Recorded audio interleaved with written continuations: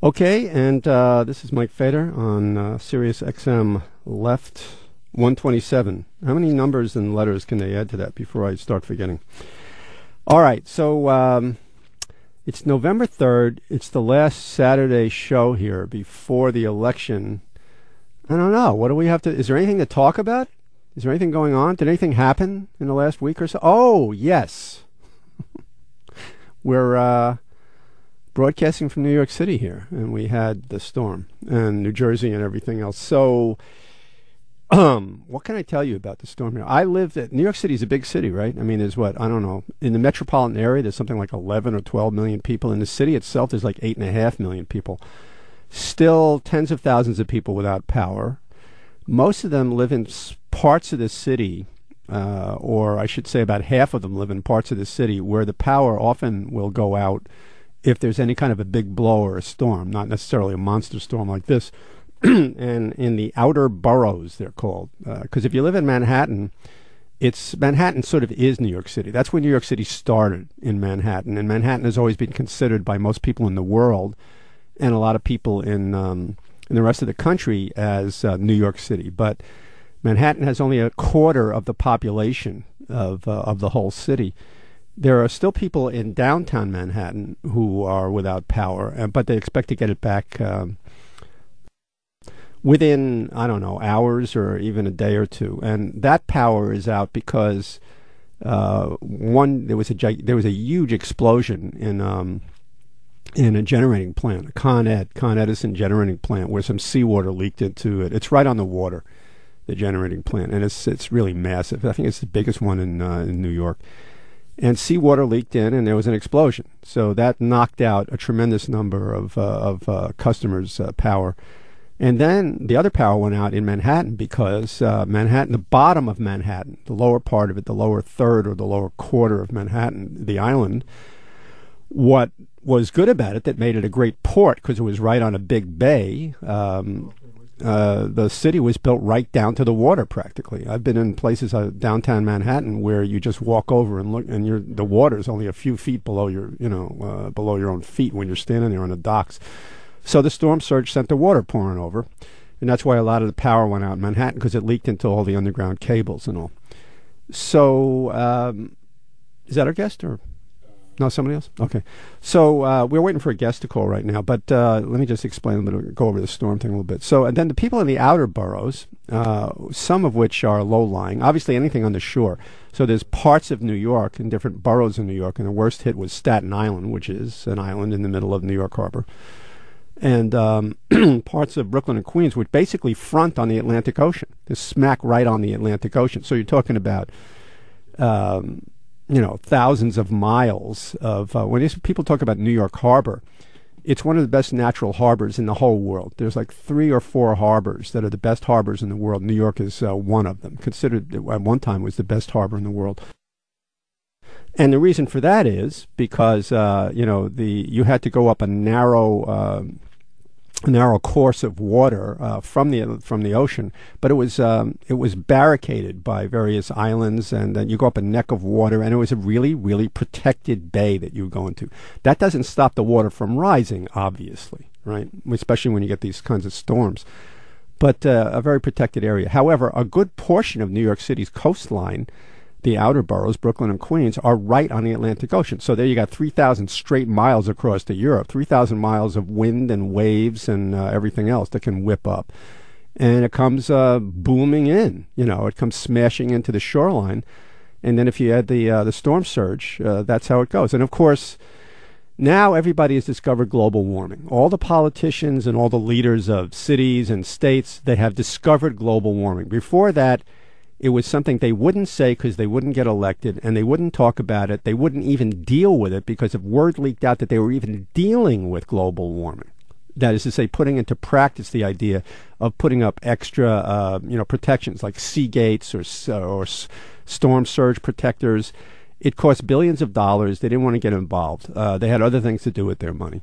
But so now they've discovered global warming. And this is the human nature, right? We don't often fix things, even in our own lives, right, until things go really, really wrong. And then often it's too late.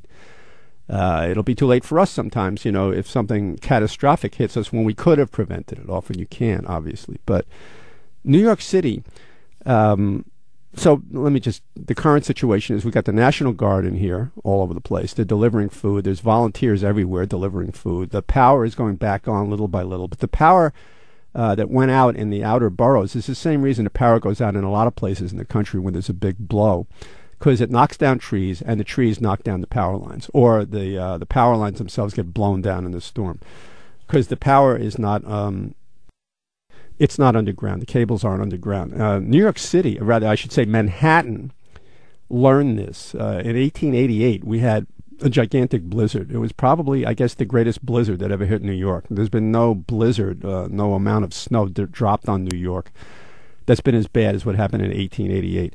And in 1888, they were just beginning to string, New York City was just being electrified. And there were wires hanging everywhere. If you ever see a photograph, an old photographs of New York from 1888, there were hundreds of thousands of wires drooping and strung everywhere that supplied electricity. And electricity was not overwhelming, but whatever electricity was supplied was overhead. The storm hits. I'm getting a lot of actual static, like shocks in the headphones. Is there anything we could do about that, do you think? I don't know why that is. It's actual sparks in the headphones here. Yeah, I could get my brain fried right on the air. Stay tuned. Stay tuned. You want a live disaster event? It could actually happen here today. Maybe I'll make the news. Radio broadcaster has brain fried on the air. Anyhow, it's crank it down or whatever you can do. So meanwhile, we have this giant blizzard, and we had all the lines. So the entire city, went dark, whatever it is that was electrified at the time, which was only a small portion of the city. But telegraph wires, everything, right? Wires that were supporting the new trolley cars that they were trying to build. Everything went to pieces, and these wires dropped everywhere, and it was a disaster. So guess what?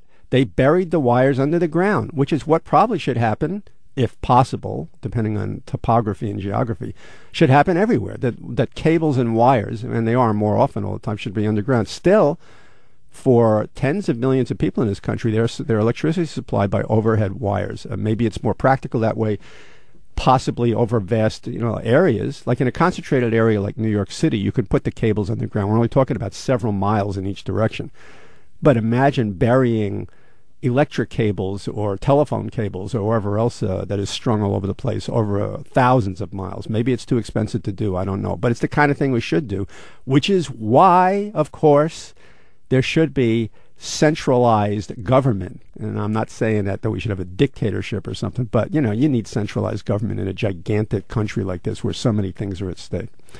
So anyhow, all the politicians here discovered global warming. However, before they discovered global warming just last week, the politicians like Bloomberg and the mayor of New York, and actually the Duke of New York, but the governor discovered it too. Everybody discovered global warming. Now, when they're running for office, global warming doesn't exist, as you may have noticed during the presidential debates. In some sort of subconscious or even conscious cooperation between the people who ran the debates, between the what are they called? The moderators, and between the two candidates, not once did global warming come up. They won't touch it. They won't say a word about it. They don't even ask them a question about it. And as anybody can clearly see now, and to me that's almost criminal in their neglect, including the two candidates, as anybody can see clearly right now, global warming is possibly the issue for the whole world. It's more important than anything else. Important things are abortion, contraception, obviously drone warfare, American troops, Social Security, Medicare. Staggeringly important. Absolutely nothing pales in comparison to global warming. Because no matter what you do, if the oceans keep rising and rising as they do, and as are responsible for part of what happened in New York City because of the rise in sea level, if that keeps happening, then and all the droughts that happen in this country, the tornadoes, the increased storms, which are clearly increasing, anybody can see that, floods in one place, droughts in another place, extreme temperatures, all from global warming, almost all from global warming. We'll all be fried to death. We'll all be broiled to death or drowned, and it won't make any difference about all those other issues are meaningless. And so that's the one thing that was never brought up by these chicken hearts who are running for office for president. And in almost any other race, you could go straight down to state senator. You go down to dog catcher, and nobody's going to mention global warming. Why? Because approximately a third to a half of the population either doesn't believe in it, while they still believe in Santa Claus and Jesus and God and everything else. They don't believe what their own eyes should be telling them. They don't believe in global warming, or they think it's a plot, or scientists made it up. Close to a third to a half the country has some feeling like that. Most of them are called Republicans. Most of them are called idiots. And we're at their mercy. And the politicians who run for office, including even in New York City and New York State, where they're more liberal and will pay attention to these things, even they don't want to even say the words, or have one of their secretaries is not allowed to even write it on a notepad. You don't say global warming if you're running for office, or even if you're in office, because they're scared, because they want their jobs, they want their power, and they want the control. They want to get reelected. They want the celebrity. You don't say global warming. Now, finally, in New York City, our mayor, and especially our governor, who's a lot more effective and a lot more decent than our mayor, who's, don't get me started a bit, Mr. Bloomberg, right? But they are finally going to try to do something about this. And in fact, it'll work out in all sorts of ways, because global warming is going to destroy the entire coastline of the United States within the next couple of decades if we don't do something about it. Even if we do, it's going to be difficult. But there are cities in the United States, for instance, Providence, Rhode Island. Providence, Rhode Island is a city, maybe, I don't know, a couple of 100 miles north of New York, and they're right on the water. It's not a big city, but it's a big enough city, right? I guess it's probably the capital of Rhode Island. And they had gigantic storms and floods, and of course the water, hurricanes. I think one reached 115 miles an hour, destroyed the city of Providence in the 19th century. The last time that happened was in 1938. A gigantic storm and storm surge and hurricane in 1938 practically wrecked the whole city of Providence. At that point, in 1938, they got it into their heads that maybe it would be a good idea to build sea walls and sea gates and other forms of protecting the city, despite how expensive it would be. What's interesting is this happened, and it worked. Since that date, they've had hurricanes and storms and nor'easters and storm surges, even including up until last week when they were affected by a storm surge up from Providence. The city has been barely touched by disasters since that time, since the water was always flooding in over the ocean and, meeting bays and inlets and everything else. They protected against storm surges by building huge public works up in Providence. Now, Providence is a small city, a very small city compared to others, so they could probably afford to do it. But so could New York have afforded to do it. And Providence is a shining example of this, right? And it happened, interestingly enough, during when we were just pulling out of the Depression. In 1938, 40, they started building this thing, and it was part of the great public works programs of Franklin Delano Roosevelt. So he was building libraries, they were building bridges, dams, and they also took the trouble to build this very practical, to put it mildly, protection for Providence, Rhode Island. In various European countries, Holland especially, what do we got? No? Various European countries, they've got, they've dealt with this for, 1,000 years already. So in Holland, people go there to study how to do this, how to keep the water, how to keep the sea, how to keep the ocean from flooding the whole country. Holland, almost the entire country, they don't even have a mountain in Holland. It's like all low-lying. It's all the whole country is practically sea level. And yet they've kept themselves from being flooded by massive man-made structures and scientific study and building things to keep the country from being flooded by the North Sea.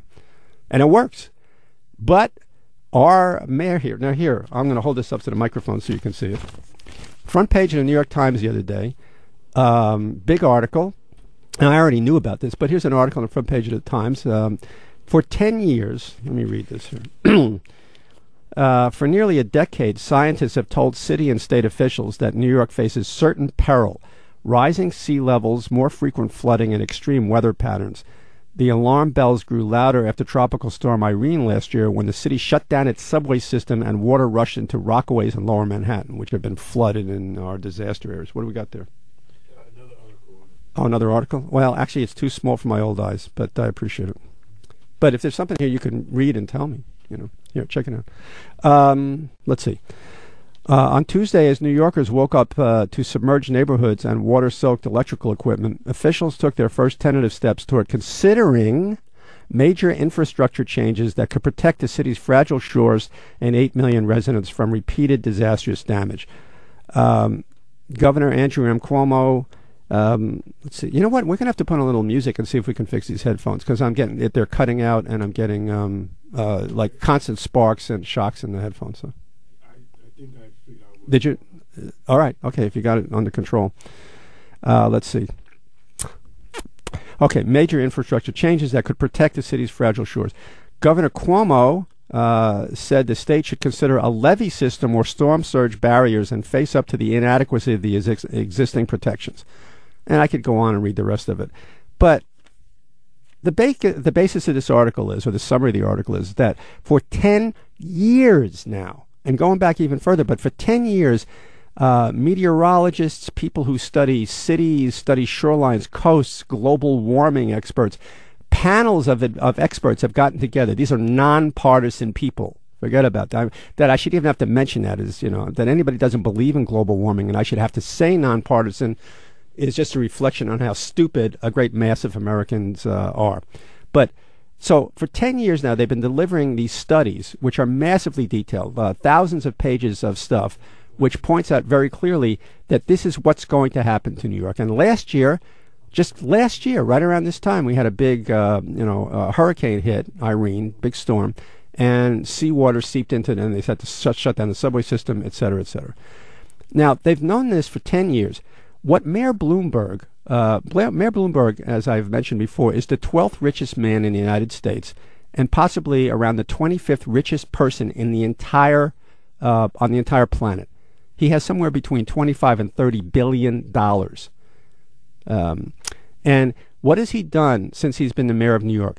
In the last several years, because he's a great businessman, and that's why people admire him. Let me tell you, if you live outside of New York and you admire Mayor Bloomberg for being an efficient businessman, a good manager, and all those other things, you don't know anything about Mayor Bloomberg, believe me. It's like all the people who think Donald Trump is a successful businessman. He inherited something like $10 million from his father a long time ago, and he's gone bankrupt twice.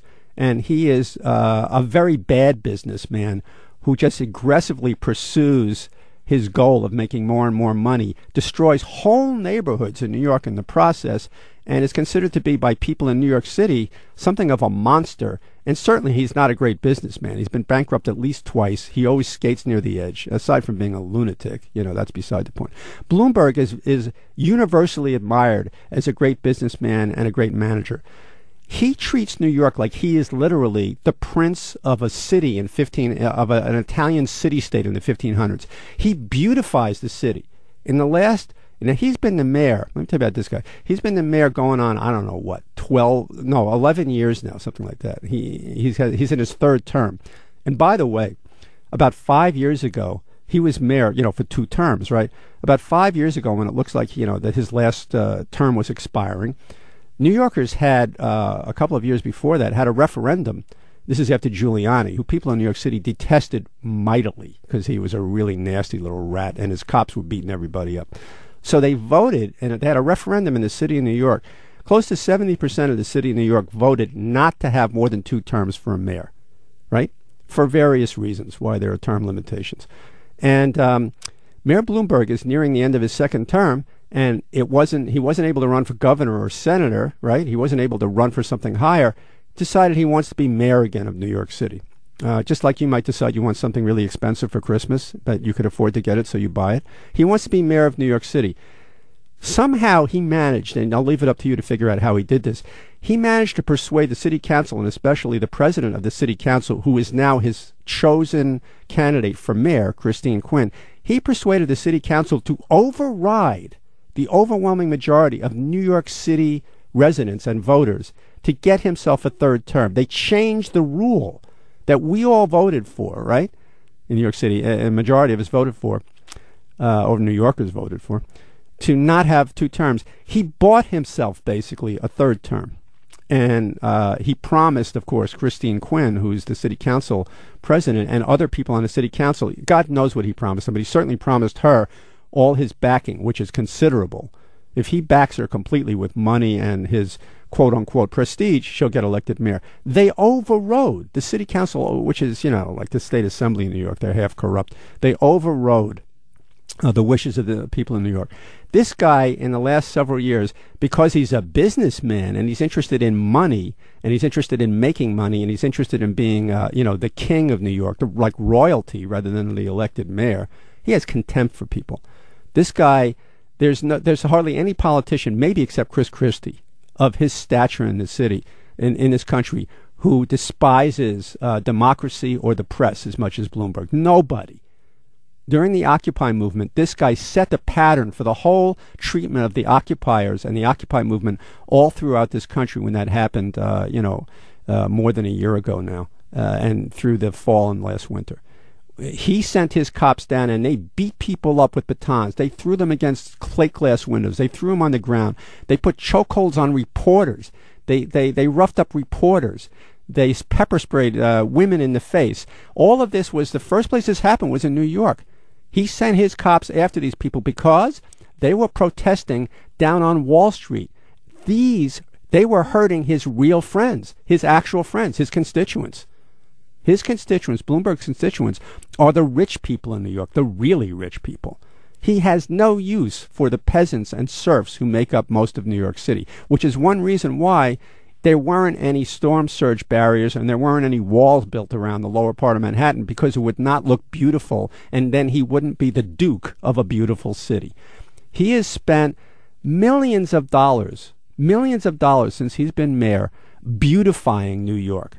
And that's all very nice. We all want to be living in a beautiful place. He has destroyed the traffic of New York City. If you drive anything or deliver anything in New York or try to drive to work, or if you're a cab driver in New York. Now, too many people come into New York with their cars anyhow. It's a separate issue.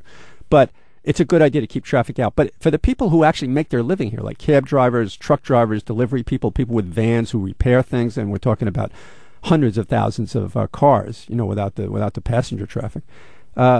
He's destroyed what was already terrible traffic in New York because he built bike lanes on most of the major avenues all over the city. He cut off the traffic by putting giant potted trees and all kinds of beautiful public squares all over the place, like he was living in some city hundreds of years ago in Europe that was, renowned for its beauty and in the glories of its appearance.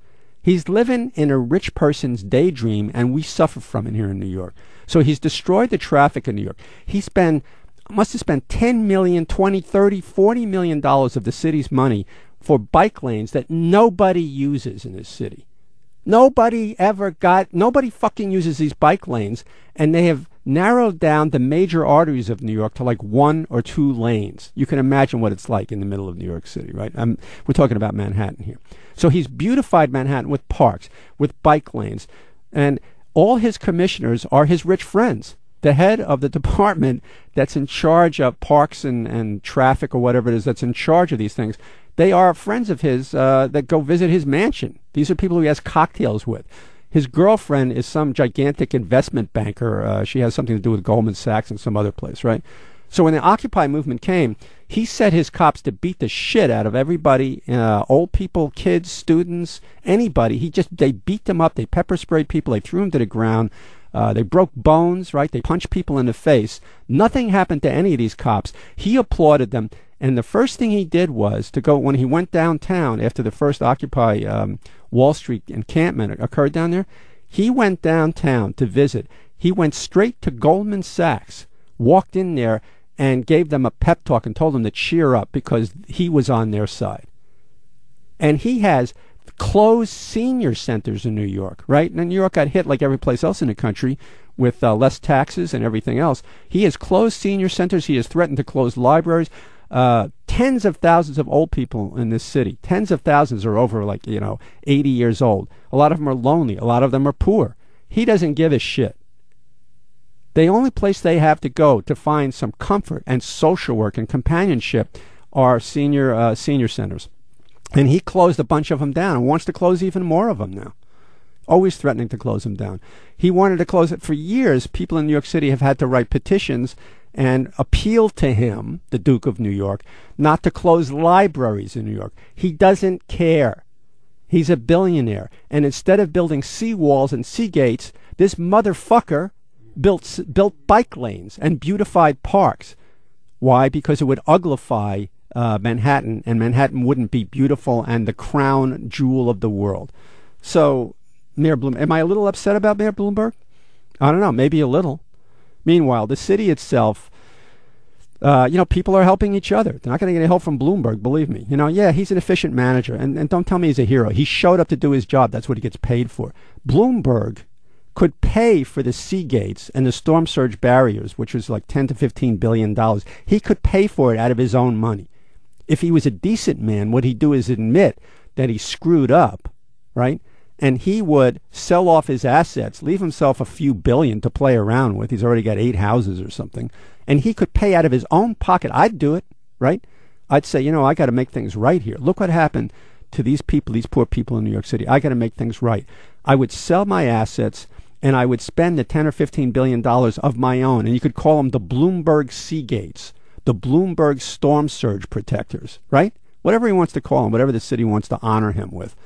And he could save New York. He could save this city. And he could save our coastlines out here in Brooklyn and Queens. But that's not who he is. So, yeah, I know. But, I'm getting a lot of crap from people when I say this. And we should all pull together behind right now. We should all be thinking positively. Well, I think positively, too. Really. We should all pull together. But what do we got there? What's that? Gary Johnson? Okay. Let's go to a break. I'm sorry, I was giving a speech here. We have our guest on the phone, and Gary Johnson, who's running for president on the Libertarian ticket. I figure it's time to give other people, including, besides Jill Stein, a chance to talk about the election that's coming up on Tuesday. It's not just the 2 corporate candidates, but sadly it looks like it is. But there are other people running for president, and they're going to get 1 million to 2 million votes, and they are right on some of the issues. So Mr. Johnson is here to talk about his candidacy. And we're going to take a break. And can you tell Mr. Johnson that we'll be back after the break? We ran a little late, and then we'll be back. By the way, everybody who's calling now, I know it's a big night, the election and the storm here in New York. At 7 o'clock, at other times during the show, we have a lot of guests, but we'll take your calls. But it's certainly at 7 o'clock, I will shut up, believe it or not. I actually will. And don't look at me like that. And I will take everybody's calls at 7 about the election, about the storm, everything else. So we'll take a break now. Tell Mr. Johnson that we'll be right with him. All right, once again, this is Mike Fader on Sirius XM Left 127, and we have Gary Johnson with us. We've had Jill Stein on a few times, and I thought it was only right we have Gary Johnson on, who is running for president on the Libertarian Party ticket. And Mr. Johnson, is it all right if I, first of all, thanks for coming on. Yeah, absolutely. Thank you for having me on. Yeah, I appreciate it. I was just making a sort of gratuitous speech about the storm surge and Mayor Bloomberg, but we'll move right on to this thing.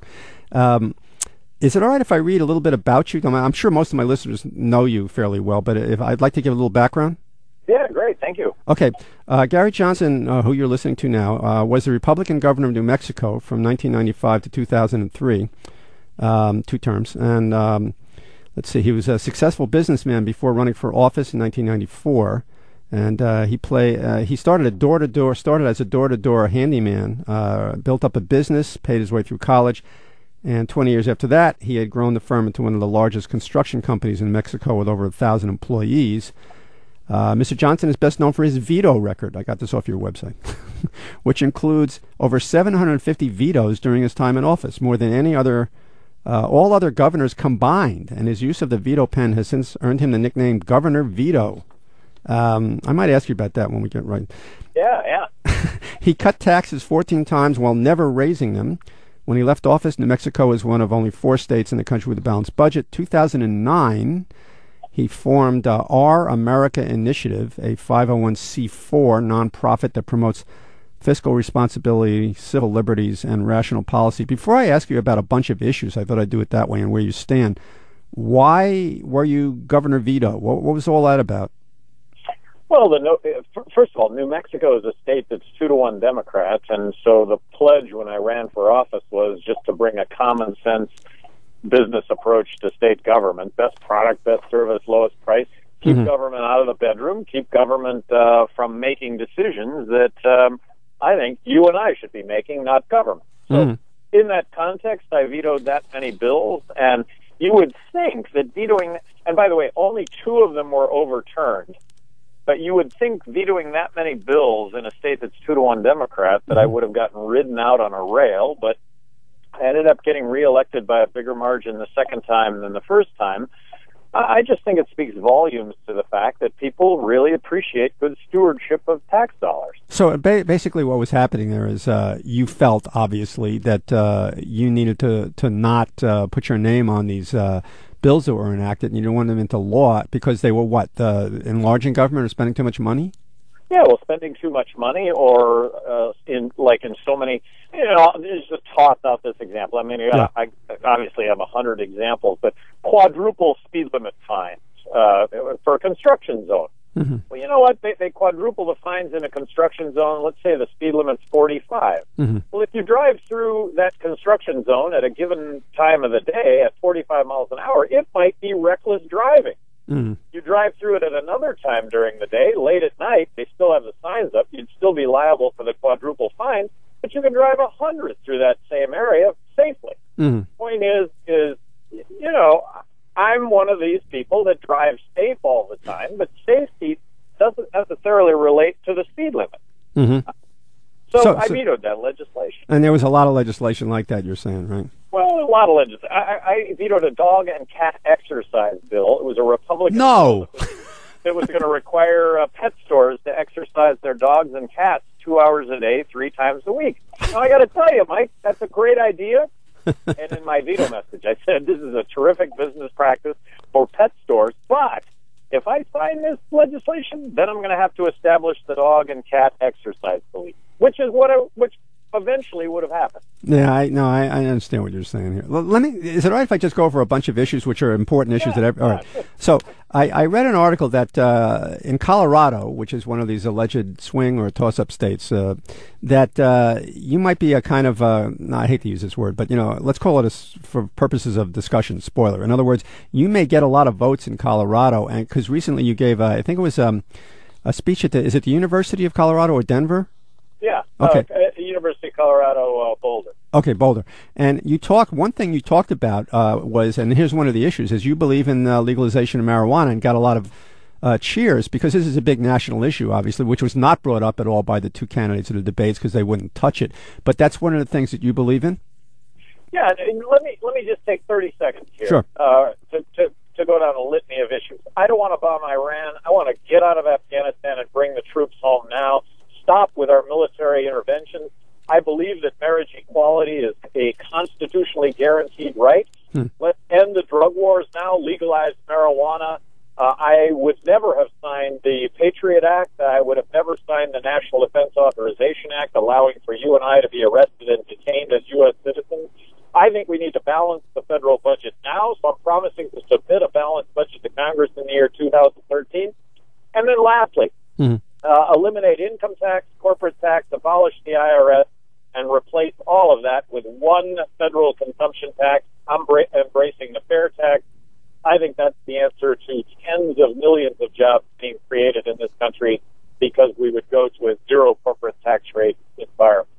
Well, with all that, and you're hitting, you're on the liberal channel or the left channel here. So you're sort of basically hitting everything that most of us seem to agree on this channel, anyhow, and most of my listeners. But let me ask you a couple of questions. First of all, one thing that never came up during the presidential debates and that no candidate will ever talk about, except now after there's been a monster storm, they're actually mentioning it, is global warming. What's your position on that? What do you think people should do about that? And what do you think government should do about that?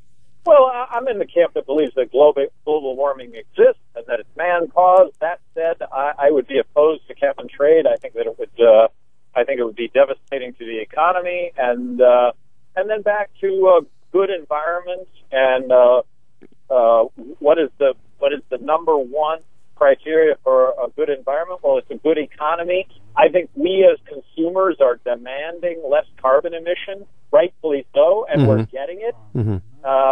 And so, but are we not getting it because the government is insisting on it? I would argue not. I would argue that that more effective, much more effective than government, is the fact that we as consumers are demanding. Well, well, all right. So this is So obviously you believe in it, which is a good thing to hear because apparently half the country doesn't, and you're willing to talk about it. And let me ask you about this. What about now? You have health insurance. Everybody's got health insurance, right? And right. Everybody's had to deal with a health insurance company, which is one of the worst experiences there is. Do you believe in single payer, in Medicare for all? No, look, so what I believe in when it comes to healthcare is free markets. And let me just say, healthcare in this country is about as far removed from free market as it possibly could be. In a free market approach to healthcare, I would not have insurance to cover myself for ongoing medical needs. I would pay as you go in a system that was very competitive, that had advertised pricing. I would have insurance to cover myself for catastrophic injury and illness. Government could be engaged in this process of blowing the lid off of supply. Government could be engaged in doubling the number of doctors. What effect would that have on healthcare and healthcare costs, as opposed to this insurance model that we have? I mean, it's like taking out insurance on your car for oil change. We don't take out insurance for oil change. We take out insurance on our car in case we're in a bad accident or we hurt someone. But when you say pay as you go, there are tens of millions of people in this country who work hard, some of whom are retired or they're old or disabled, but a lot of people also who work hard. There's a whole lot of people we're talking about here who can't pay anything as they go. In other words, they're living from month to month on their paychecks or even week to week. They have just so much money, and you want to leave them to the mercy of health insurance markets? No, Mike. Yeah. What I'm talking about right now is the fact that I pay $550 a month for my personal insurance. I'm saying that in a pay-as-you-go system, I don't go see a doctor. I don't ever go see a doctor. Now, I realize I'm the exception when it comes to that. That's true. But I never go see a doctor, and the doctor is the only place that any of us go where we have no idea what we're going to pay. We can ask them, what's it cost? They don't even have a clue as to what it's going to cost. And then when they actually send a bill, do any of us believe that that bill is going to get paid? No, because there's a discount to the insurance company. My point is, we could have tremendous competition, a myriad of choices that don't currently exist because government has restricted choices. Well, I'm really not following this. So you're saying that government should stay completely out of health care one way or the other. Nothing, no Medicare, no nothing, right? Well, no. Look, I think that in our benevolence, we want to have a safety net for those that are poor when it comes to health care. I think we want to have a safety net when it comes to Medicare, health care for those over 65. But Medicare, for example, is a system that you and I contribute $30,000 to in our lifetime, and we end up getting back more than $100,000 benefit. It's a system where whatever we pay in, statistically, we get back more than 3 times what we pay in. That is not sustainable. I'm in the camp that believes that we are going to experience a monetary collapse in this country as a result of borrowing and printing money to the tune of 43 cents out of every dollar that we spend. And in that scenario, there will be no health care for anyone. Do you mind if we just had this giant storm. I'm in New York right here, right? So, and we just had this giant storm in New York, New Jersey, all up and down the coast here. And it's one of the greatest disasters, maybe the greatest disaster in the history of this city. And it looks like New Jersey too. And one of the things that's working extremely effectively and that they're right on the ground and they're helping right away is FEMA. And I wanted to know what you thought about the government, about having federal emergency management, group or organization to come in when there's a disaster. What do you think about FEMA? Would you, Romney is famous for saying that he wouldn't fund it, that he would just end it. What's your position on FEMA? Look, I think the fundamental responsibility of government is to protect us against individuals, groups, corporations, foreign governments that would do us harm. I think fundamental to government is providing assistance, in this case, for natural disasters. I mean, look, I think that should be part of the equation, is that stuff happens. hurricanes happen, catastrophes happen. And as a country, we could be budgeting for these things, which we're currently not budgeting for, by the way, but that we should be budgeting for them and understand that these disasters do occur. And based on my experience as governor of New Mexico, there is there's a glue, I think, that the federal government brings to natural catastrophes that can't be done at the local level. It's just fire suppression, for example, and a lot of this, a lot of the fire suppression stuff that can come in from the federal government as opposed to states which can't afford these assets. Wait, but I'm not. I don't know if I'm really following him. The question, I mean, to me, is pretty straightforward. I mean, you're not telling me that you think that when there's a great natural disaster like this, that we should leave it up to individuals who were swamped or drowned or killed or their houses lost or their jobs obliterated. Are you saying it's left up to people to clean up after themselves, or that corporations? I don't know who's supposed to do. No, I'm saying that government does have a role. That to me, that's a fundamental role of government, is to provide for assistance in times of, in this case, natural disaster. Oh, okay. So you are saying that would be a role of government, right? Yeah. Okay. I'm sorry that I'm being obtuse. No. I just wasn't following completely. Yeah. Now, what about one of the things that's happening all across the country is all this fracking that's going on because of the need for oil and gas, or what the perceived need, at least, for oil and gas. And there's a tremendous amount of fracking going on and drilling in all kinds of places. And we could see what happens sometimes with that. There's disasters and disasters in the making with all the pipelines and the drilling. And what about the EPA? What's your position on the EPA? Same thing. The notion that there are groups, there are corporations, there are individuals that pollute, but for the government, who brings them to bear? No one.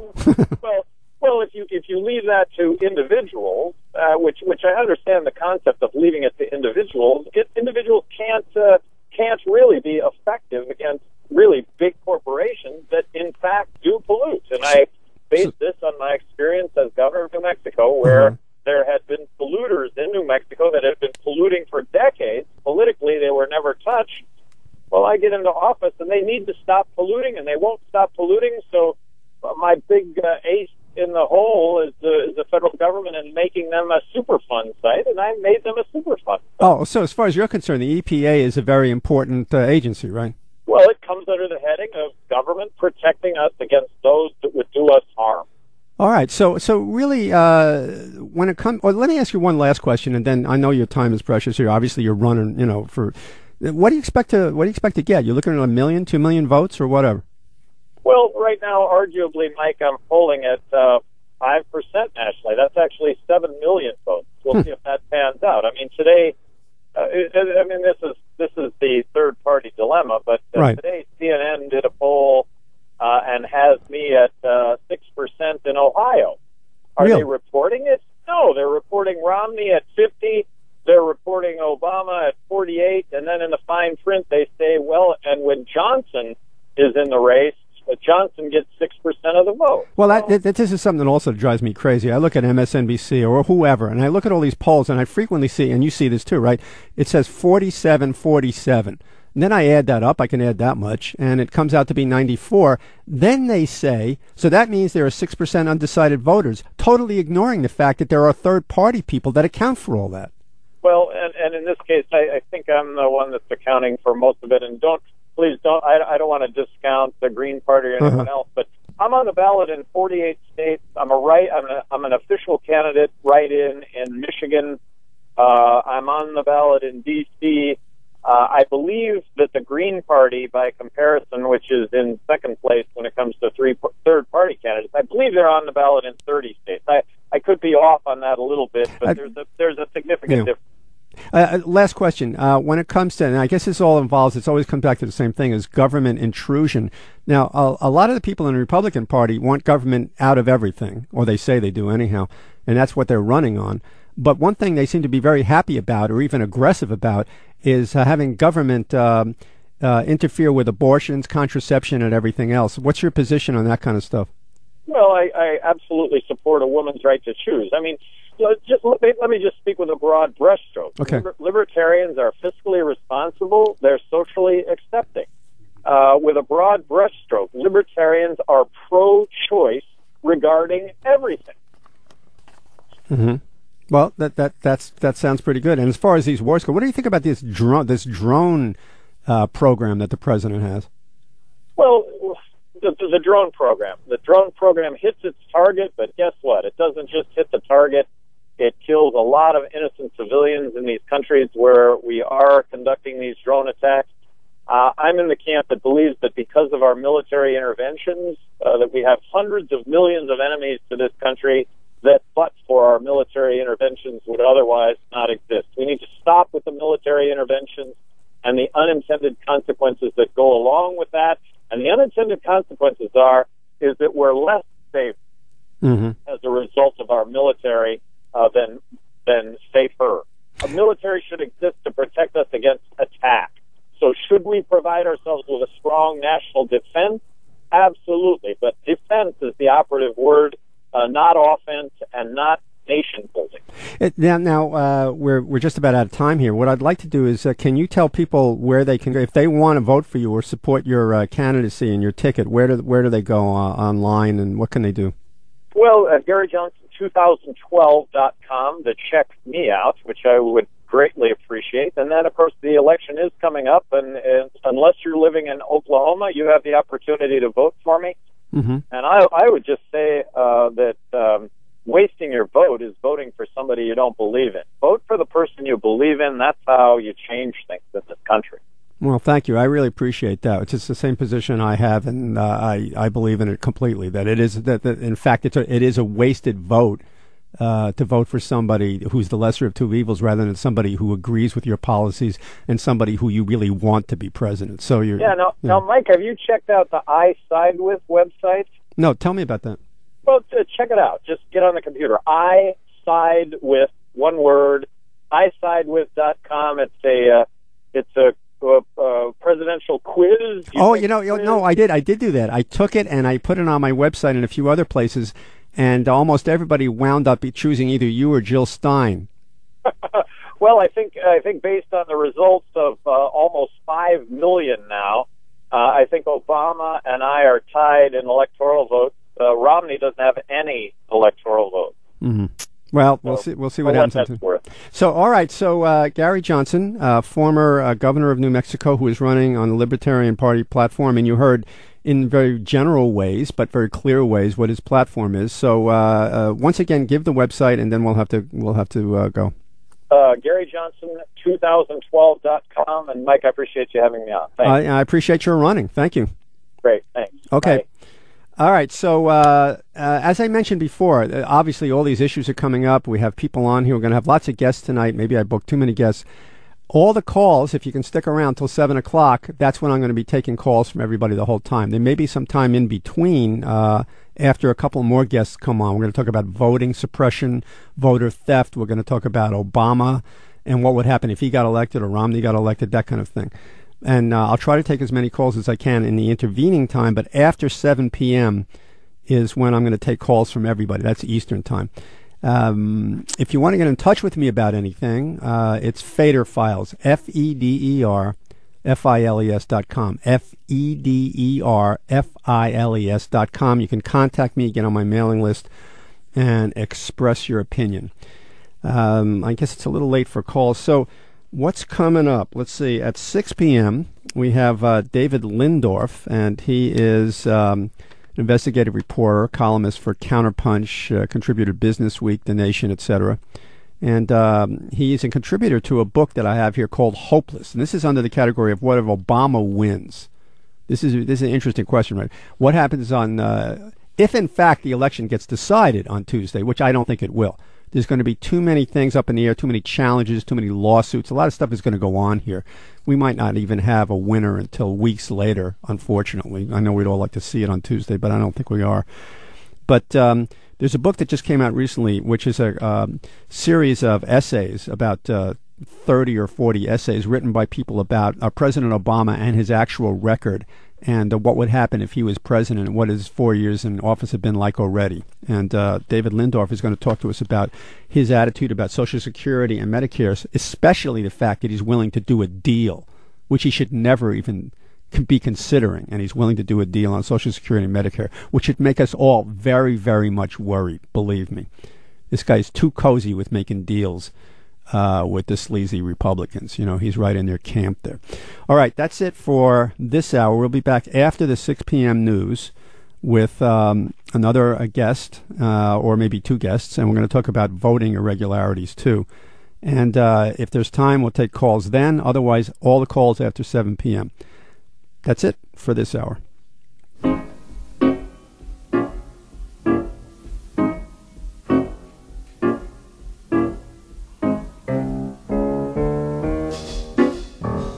Every time it rains, pennies from heaven. Don't you know each cloud contains? This is Mike Fader. We're back again. We have a guest scheduled, but we are now trying to get in touch with him. We have some calls on the line. I know a lot of people called before. I guess you could call back right now since our guest is not here. We will take his call if he calls within the next few minutes, but otherwise we'll just go ahead and take your calls now. 866-997-4748. If you've been listening for a while, we've been talking about the storm in New York and how New York City was, in fact, almost criminally negligent, and New York State criminally negligent in not preparing for a storm like this, where they could have spent billions of dollars, which would have been available from the federal government and could have been raised by bonds and other things. Personally, actually, Bloomberg could have paid for it out of his back pocket, but they didn't, and for various reasons, and we had a disaster here that didn't have to be as bad as it was. It was bad, but it didn't have to be nearly as bad. But that's what we're talking about. We're also talking about the election. We had Gary Johnson on, who was running for president on the Libertarian Party ticket, and he, along with Jill Stein, might account for several million votes. And I did mention that every time, this is what drives me nuts here about the media. They are complicit in people's ignorance and stupidity in this country, and that includes even the liberal media. And then I constantly pick on MSNBC because although I like them generally, although they completely grandiose and feverish to the point of just speaking gibberish these days and they're such blatant cheerleaders for the Democratic Party. They really should get honorary Democratic Party status. They should all be on Rachel Maddow and Chris Matthews and Schultz and all these people who generally like. They get paid millions of dollars. They break for commercials after they're talking about President Obama and the environment, and they talk about global warming, and right away they'll break for a commercial to BP or ExxonMobil or something. So it's all cognitive dissonance with these people. They get paid millions of dollars to talk about politics, and all they do is jump up and down like cheerleaders on the side of a football game for the Obama team. You know, they never really will sit there. And here's particularly what I was talking about with Gary Johnson, who might get millions of votes, and Jill Stein might get a couple of million votes too in this country, because people are clearly disgusted with both parties, and for very good reasons. On the left, on the right, independents, disgusted with both political parties, and are desperately looking for an option, somebody with integrity, somebody who represents their point of view, and there isn't anybody, except there are two major other parties, Libertarian and the Green Party, and there's even a couple of other parties too. So you get something like MSNBC, you see these endless polls, and I can't stand polls. Polls are for people who are like obsessive compulsive. Polls are for people who like masturbating. They're useless, circular, abstract exercises in nonsense. It's all just a lot of numbers, and who cares? It's people who want control over things. The election will happen. They'll steal it. They'll elect somebody. It'll be lawsuits. Who knows what will happen? People will go to the polls. What is the difference if somebody's at 1 point ahead one day and the next point ahead another day? Is there anything more stupid than polls, or more boring or idiotic? And MSNBC jumps in with both feet every second with polls. And what they do constantly is, you'll see a poll 48 to 46 for Romney, or 49 to 42, right, for Obama, one or the other. There's always 4% difference, or 3% difference, or 5%, or even 6 or 7% difference. Then they always say those people are the undecided voters. No, they are not undecided voters. In fact, the whole idea of this huge pool of undecided voters in the millions is a myth conjured up by the wishes and desires of the Democrats and the Republicans. Most of these people they think are undecided are actually people who are voting for a third party, but they can't even admit it in their own minds, let alone talk about it. It's really something. So much for the media, the major media, I guess. We have some calls here. Let's go to the calls. Who do we got? Frank from Hartford. Frank from Hartford. You're on. Yeah, hi. Are you out in Kansas? Did we lose Frank? He dropped right off. Oh, there you are. Go ahead. Can you hear me? My phone might be cracking up. It's going back and forth. Go ahead. Okay. I can't even get a hold of the Reverend Mark Thompson anymore. He's my main squeeze. Mm-hmm. I wanted to say something about the reporting on the hurricane. Yep. Now, it breaks my heart to see people die, but this whole business about global warming, you know, you've got to be an idiot not to have believed it a long time ago. And as bad as your hurricane was, I've been through worse. I've been through tornadoes. I've been through wildfires. You know, I live in Kansas. Oh, yeah. But I spent 27 years in Wilmington, Delaware. Saw some doozies hurricanes. The whole business is just out of whack. The worst disaster in America right now is occurring right out here in Kansas. And it's been going on in Kansas, Oklahoma, and Texas for 3 years.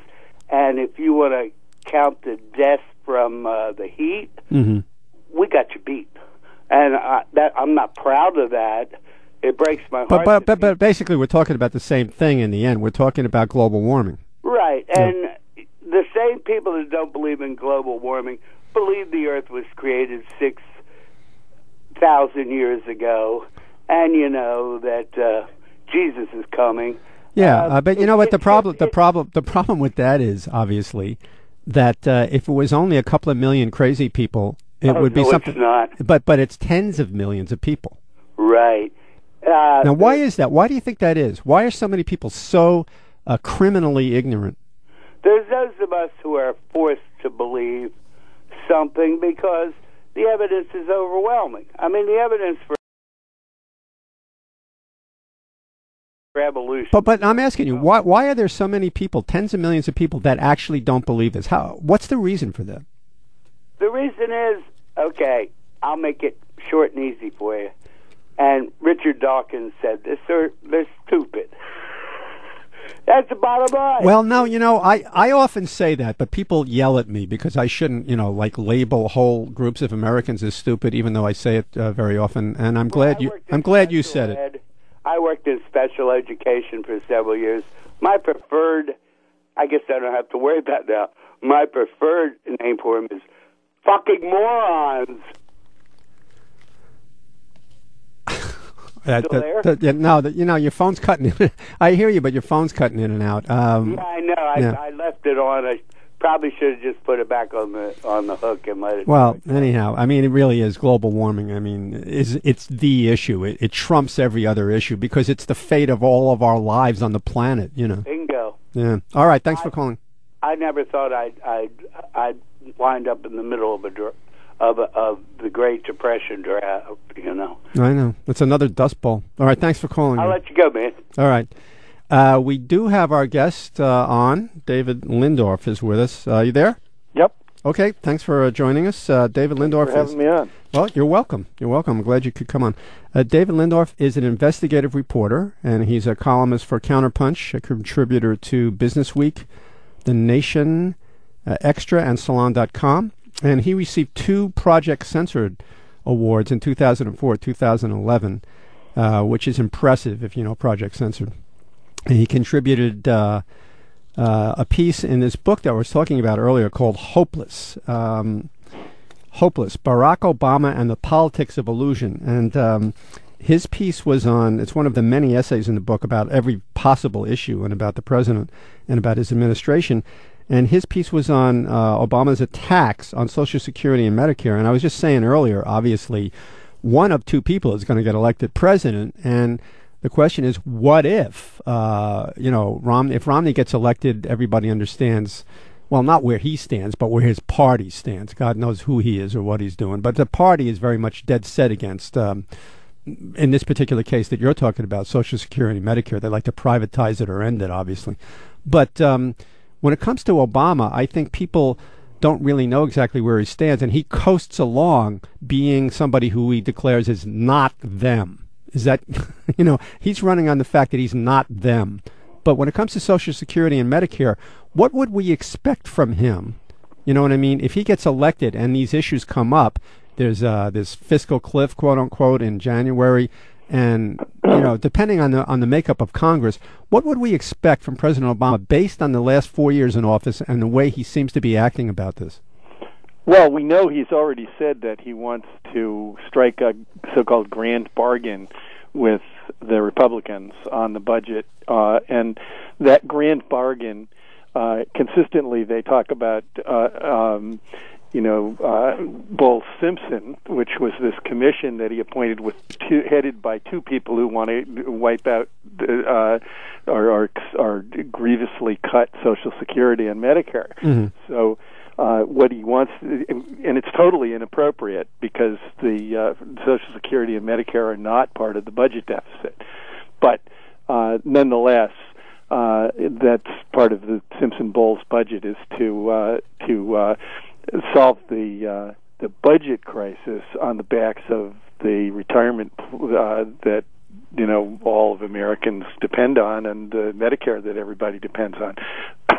But while he's campaigning all the time, every minute, 24 hours a day for the last few months, all he talks about is that his opponents would eliminate, this, or they'd privatize it.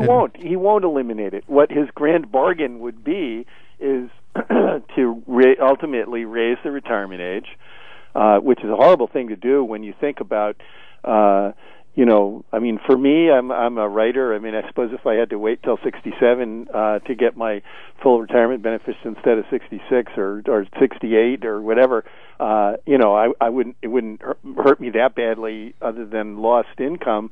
But if you're a hotel maid or a ditch digger or any kind of working stiff, everybody I know who works with their hands or their backs or their bodies, they're breaking down by the time they're 65. Mm-hmm.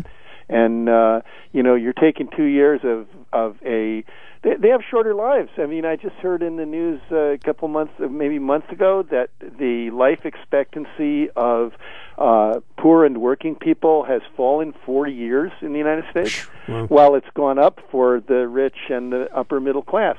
So, you're taking these people who've had 4 years whacked off of their life expectancy and telling them that they got to wait 2 years before they can get their retirement benefits in full. So that's a horrible thing. And the thing is, he'll do that. He also would. But the other part of the grand bargain would be to nickel and dime everybody on the cost of living calculation for raising Social Security when mm-hmm. prices go up, and what they want to do is say that they should use this index that allows for substitutions. So in other words, if the cost of hamburger goes up, then they'll price in beans and say, well, people switch to beans, so we should look at the price of beans and forget the price of hamburger. But it really rankles me beyond words. I know that these people who are all millionaires, all of them, Bowles, Simpson, Obama, Romney, that they're all talking about every damn one of them. They're all talking about the middle class, and they're all talking about we understand, what you need and how hard it is on you. What do they know? Really, what do they know? When's the last time Obama went shopping? They don't know, and more importantly, they don't care. Obama is totally in bed with the banksters.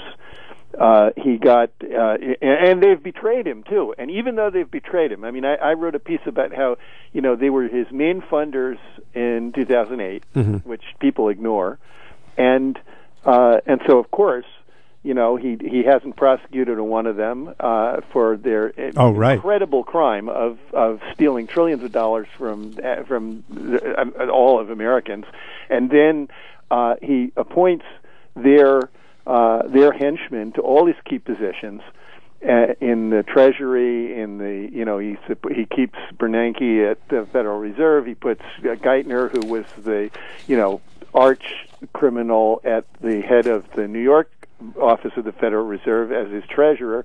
He puts Larry Summers as his economic advisor. All these guys are the criminals of the millennium, and he puts them in charge of all his economic and regulatory planning and everything. So he's willing to make these. In other words, if he gets elected, we could very much count on the fact that if the Congress remains vaguely or roughly the way it is now, that he will not oppose or maybe even actively engage in making deals to raise the retirement age and not adjust cost of living, and people in the tens of millions will suffer greatly because of this. But it's more cynical than that. Another thing I wrote about and by the way, I'm a founding editor of thiscan'tbehappening.net. Oh yes, I'm sorry. I read all of this stuff. I promised I would mention it.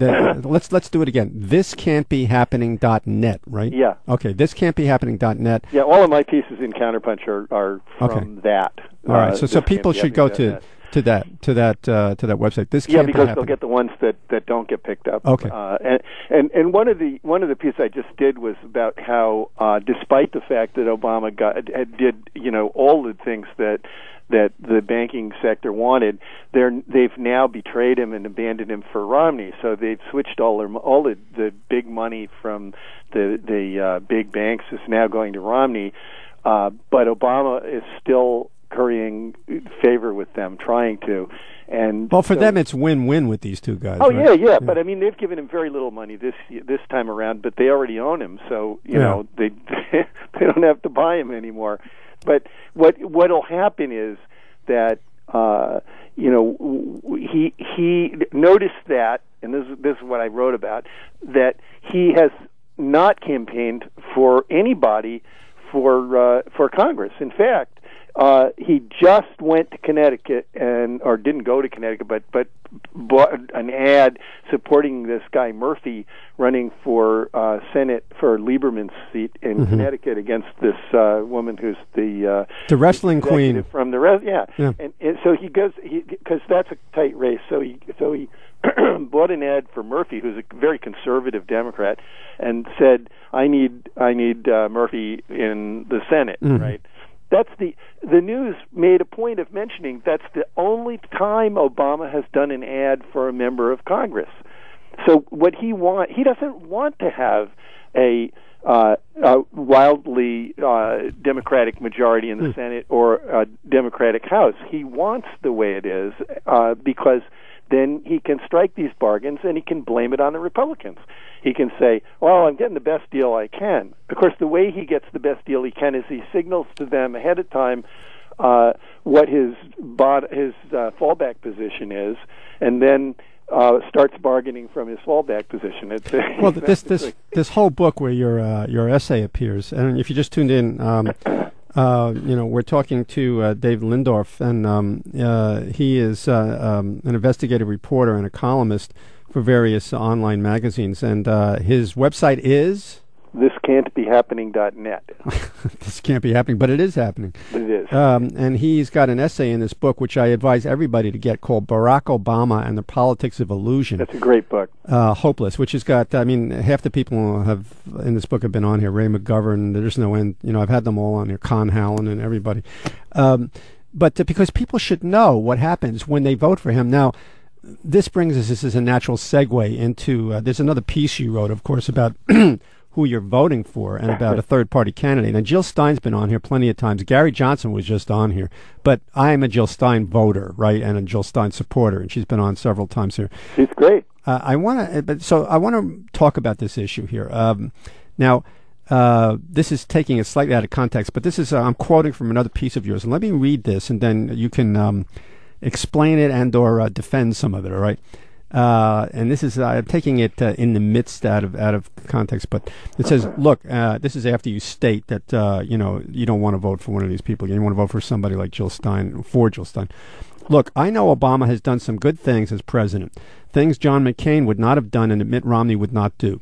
He did sign the Lilly Ledbetter Act, as he keeps saying ad nauseum, But let's get real. That was not a law requiring that women get equal pay for equal work. It was just a law saying that the deadline for them to file suit over unequal pay would have to be within 6 months of their learning about being paid less than me, not 6 months after the employer began discriminating on pay. So that's some protection there. And then you say here, and sure, he said he supports gay marriage and the right of women to have contraceptives covered by their health insurance. And then you say, but these are really small things in the larger scheme. Now, I've been talking about things like this here, and a lot of women, who listen to the show will call up and say, really, you're not a woman. I mean, how'd you like to be a woman living in a Republican state or in a Republican-dominated presidency or Congress? Isn't there? And what about the Supreme Court? So, in other words, what I'm asking you... My own wife says the same thing to me. Well, what's your answer to your wife and to me and to people listening? I think that, I totally understand why someone would say, I'm going to vote for Obama because he is... He is going to keep abortion legal, and because he is going to, if you're a supporter of gay marriage, you say because he's not going to allow a federal amendment to bar, gay marriage. I mean, there's tens of millions of these are not small things to right. those people. However, my point is, what is the point of having equal pay for equal work if we're all being impoverished because the wages are being driven down to starvation level? Mm-hmm. And that's what's happening. We're all in this together, and it's not an either or. I think that what we get with Obama is we get maybe a better situation for women to get from 72 cents to a man's dollar to 75 cents to a man's dollar. He's not going to give us the Equal Rights Amendment. But if Romney gets in, he's going to appoint a couple of Supreme Court justices. They'll throw Roe v. Wade right out the window. They'll criminalize abortion. Yeah, they will. And then what happens then? It's not the end. First of all, it's a terrible thing. Second of all, it's not the end of the world because they won't. What'll happen is the Supreme Court has said it's up to the states. So, that's even worse. What you'll have is you'll have legal abortion in New York State, legal abortion in Massachusetts, legal abortion in most New England states, probably most of the West Coast, and people will have to travel to get their abortions, which actually they have to do already, poor women especially, because they've already said you can't fund it, because Obama hasn't been good on that. Mm-hmm. So it makes it worse, but it doesn't make it catastrophically worse. It makes it worse. But on the other hand, I think that my point was that we're not going to change things by voting. I think this was a point that the late and great Howard Zinn made, mm-hmm. that it's going to be by getting into the streets, getting into the face of these politicians on these issues, organizing and really trying to disrupt the system until they realize they have to do it. It was not, civil rights was not won by the ballot. Well, also the Vietnam War was not ended either by politicians. I'm 63. I fought against that, mightily. All right, so we're in the same generation. That war never would have ended if we didn't get out on the streets. It wasn't going to be McGovern that was going to end it. Right. It was, and that was it helped organize people, but it wasn't the ballot that got us out of there. It was Johnson, first of all, decided not to run again because of the incredible action in the streets. Mm-hmm. He knew he was going to be like having massive demonstrations at every place he showed up. Same with civil rights too. And civil rights, yeah. And that's what it's going to take. And so I think it's sort of a non sequitur or red herring, whatever, to talk about these little issues, and I will call them little, that affect certain segments of the voting population and that don't improve their situation that much, but that may be important to them. But in the end, the big issues are that the whole working population of the United States is being impoverished and put into a position of serfdom, and until we start fighting for things like a Canadian-style health plan where people aren't tied to their job for fear of losing the health care for their family, or are afraid to strike because they know their health care will be shut down while they're on strike. We aren't going to change anything in this country. We have to fight for these big issues. Obviously, I'm assuming you've studied a lot of history, which I have, and you've lived through a lot, which I have, and you see what's happening politically. Sometimes the thought occurs to me, and maybe I did read this also in your article, it's a parallel thought, that often people don't get better until they hit bottom. And maybe the country, I'm just, thinking out loud here, maybe the country needs to hit bottom. Maybe we do need to see a Romney president and a completely Republican Congress. Let them go all the way with their insanity and their repression in their 1950s and their 1890s behavior. And then maybe that will put people out on the streets. Maybe people will be pulled away from their gadgets and their TV screens. Well, it will, but I'm not, I've never I'm just really posing bought this, into sort of fascism is good because then we'll fight it idea. But I do think, that I think the worst thing is when you vote for a person like Clinton or like Obama, and so when you get the progressives and the liberals to vote for them, they get bought into the idea that these are the people who are going to help them. And what we see over and over, and talking about looking back at history, Carter or Clinton or Obama are the three that we could look at. What happens is liberals vote for them and say, "Oh, thank God we got them in," and then they get betrayed, but they don't fight the betrayal. They say, "Oh, well, he's our guy, we got to let him do what he's doing." And it could have been worse. And whereas if we don't support them, a part of me would rather have Obama in than Romney, because I don't want to see us, go to war with Iran. And I think that one of the few good things I'll say about Obama is that I think he has sort of stuck it to the Zionist lobby on the Iran war, which is a good thing. And the fact that they went for Romney when he did that and had to abandon that tack means that I think perhaps that he has seriously wounded AIPAC and the Zionist lobby. Well, but then so that's a good thing.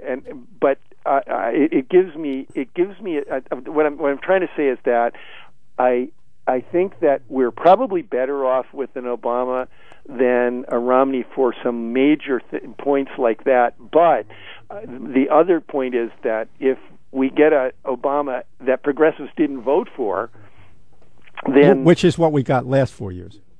No, we got one that they did vote for massively. And so they felt bought into him, and so then you get this huge demoralization and fragmentation of the progressive movement, such as it is. Don't criticize Obama because he's doing the best he can, kind of thing.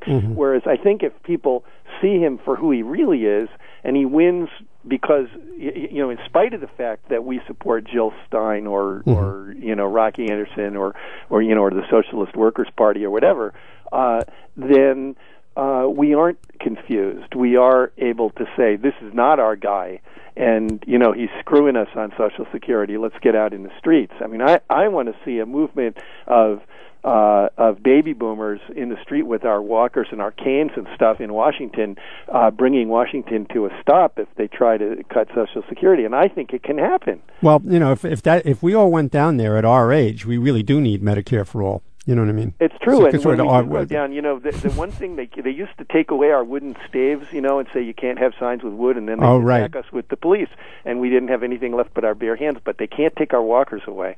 They can't take our canes away, and so we're actually going to be able to fight the horses and the cops off with our walkers and canes. Good plan. I haven't heard this one before. No, I'm absolutely convinced that actually we should all go with canes because we can tell them we need them even if we don't. We could throw our false teeth at them.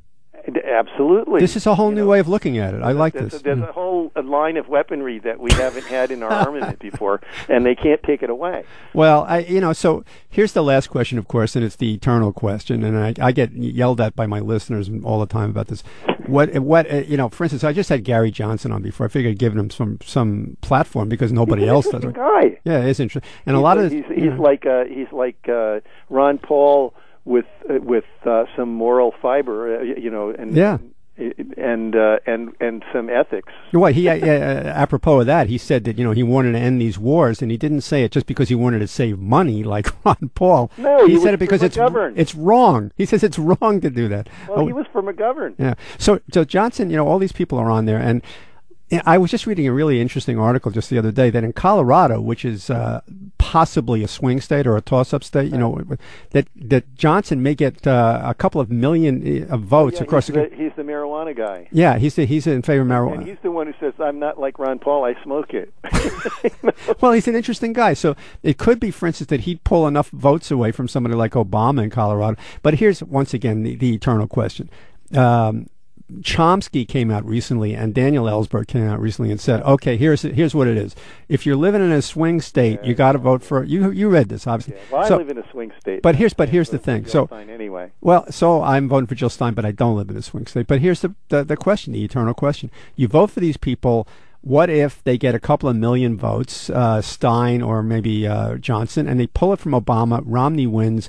Are we to be feeling guilty about this, or what's the deal here? No. This is a big thing. This tells the Democratic Party that they can't walk away from us and ignore us anymore, and so it either leads to, I think ultimately the best hope, a third party is probably not going to be the Green Party, but the best hope is that at some point the Democratic Party, which is just a dry husk of an organization, splits wide open between its corporatist wing and its labor minority wing, and we get a third party out of the Democratic Party. That's there's a possibility that the Republican Party could split. There's a possibility that the Democratic Party could split. Either one or both could split. We could end up with four parties. There's such dissatisfaction on both the left and the right with the two parties that we could see very quickly a new environment in which we had maybe three or four parties. Well, it can't be a bad thing. The more the merrier. No, that's what we need. Yeah. Can you imagine if you had seen Jill Stein and Gary Johnson on the same stage as Obama and Romney? Those two guys would have been hard pressed to skate around on that bullshit.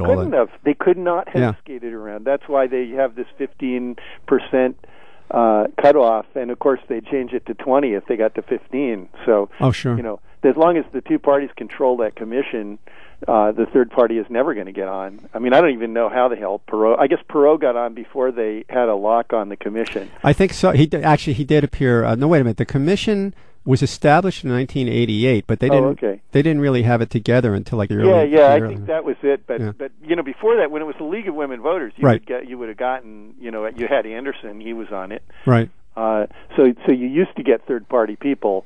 Who because it would keep them honest. They're totally Wallace. I think Wallace got on too.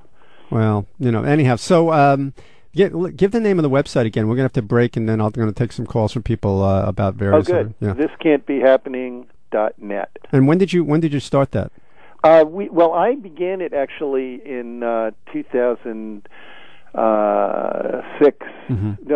2004, when I wrote a book by that title, and it started out as a promotion for the book, and then I started writing blog stuff for it. But in 2010, I decided it was getting so many readers, and it was becoming so much work to keep coming up with stories that I got together with three other guys that I really respect, journalists, and added them and turned it into a collective. And so we run it as a newspaper now, with each of us contributing articles every week. And then we later added Laurie Spencer, so we've got 5 people.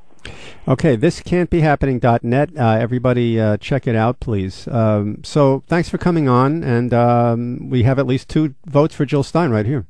Okay. All right. Thanks for having me. Okay, thank you. Bye. Let us go to a break and then straight into the phone calls. We have a bunch of calls piled up, and we will go to them after the break. Okay, we're back. This is Mike Feder. Once again, if you want to get in touch with me, go to Feder Files, FEDER, FILES.com. And who do we have? Jerry from Hopkinsville. Jerry from Hopkinsville, you're on. There? Not there? Looks like we don't have Jerry. Let's try somebody else. Okay, try Paul. Paul, you're on, Paul. Are we getting calls or what? No? Okay, technical malfunction. So somebody's going to win on Tuesday. I think it's a good idea to think about what it would be like. Obviously, this is the irony, of course, of it all. If you're on left-wing radio, Bill Maher said this the other night on his show, anybody who's liberal or left on the radio or on TV, this is if Romney wins, then it's good for our business, sadly. That's the way it works, right? Like, bad news is good news for the newspaper business. If Romney wins, then we've got, then we've got a lot of, these places become important sort of bastions or frontline media, spearheads for the left and for progressives. If the real tricky part is if Obama wins. If Obama wins, he's in with the corporations. He's going to make deals, and it's harder for people who are on liberal or left-wing radio to deal with it because people say, "Oh yeah, we got our guy in." Right? Really? You think so? Are they working now? Paul, you're on, Paul. Hey, Mike. Hey. Okay, listen. When you had Gary Johnson, right? These people talk about consumption tax. That's basically a sales tax, right? Mm-hmm. And as a guy who's owned a restaurant in New York, in Brooklyn, to be specific as I want to be right now for what I'm about to say, mm-hmm. as a guy that's owned a construction company also in New York, as a guy that's dealt with cash a lot, a consumption tax is a sales tax. Now, let me tell you something. If you're in business, I don't care if you're Walmart, McDonald's, everything you get cash, you don't record the state tax, the state sales tax you get. And I dare one of these guys to call up and say that they actually record the exact amount. They pocket a lot of it. Mm-hmm. Okay? And how are you going to enforce it if you get rid of the IRS? I never hear these guys explain that to me because as a person who's had real-life business experience and has had accountants work numbers for me, mm-hmm. Almost as bad as Romney, okay, at times, okay?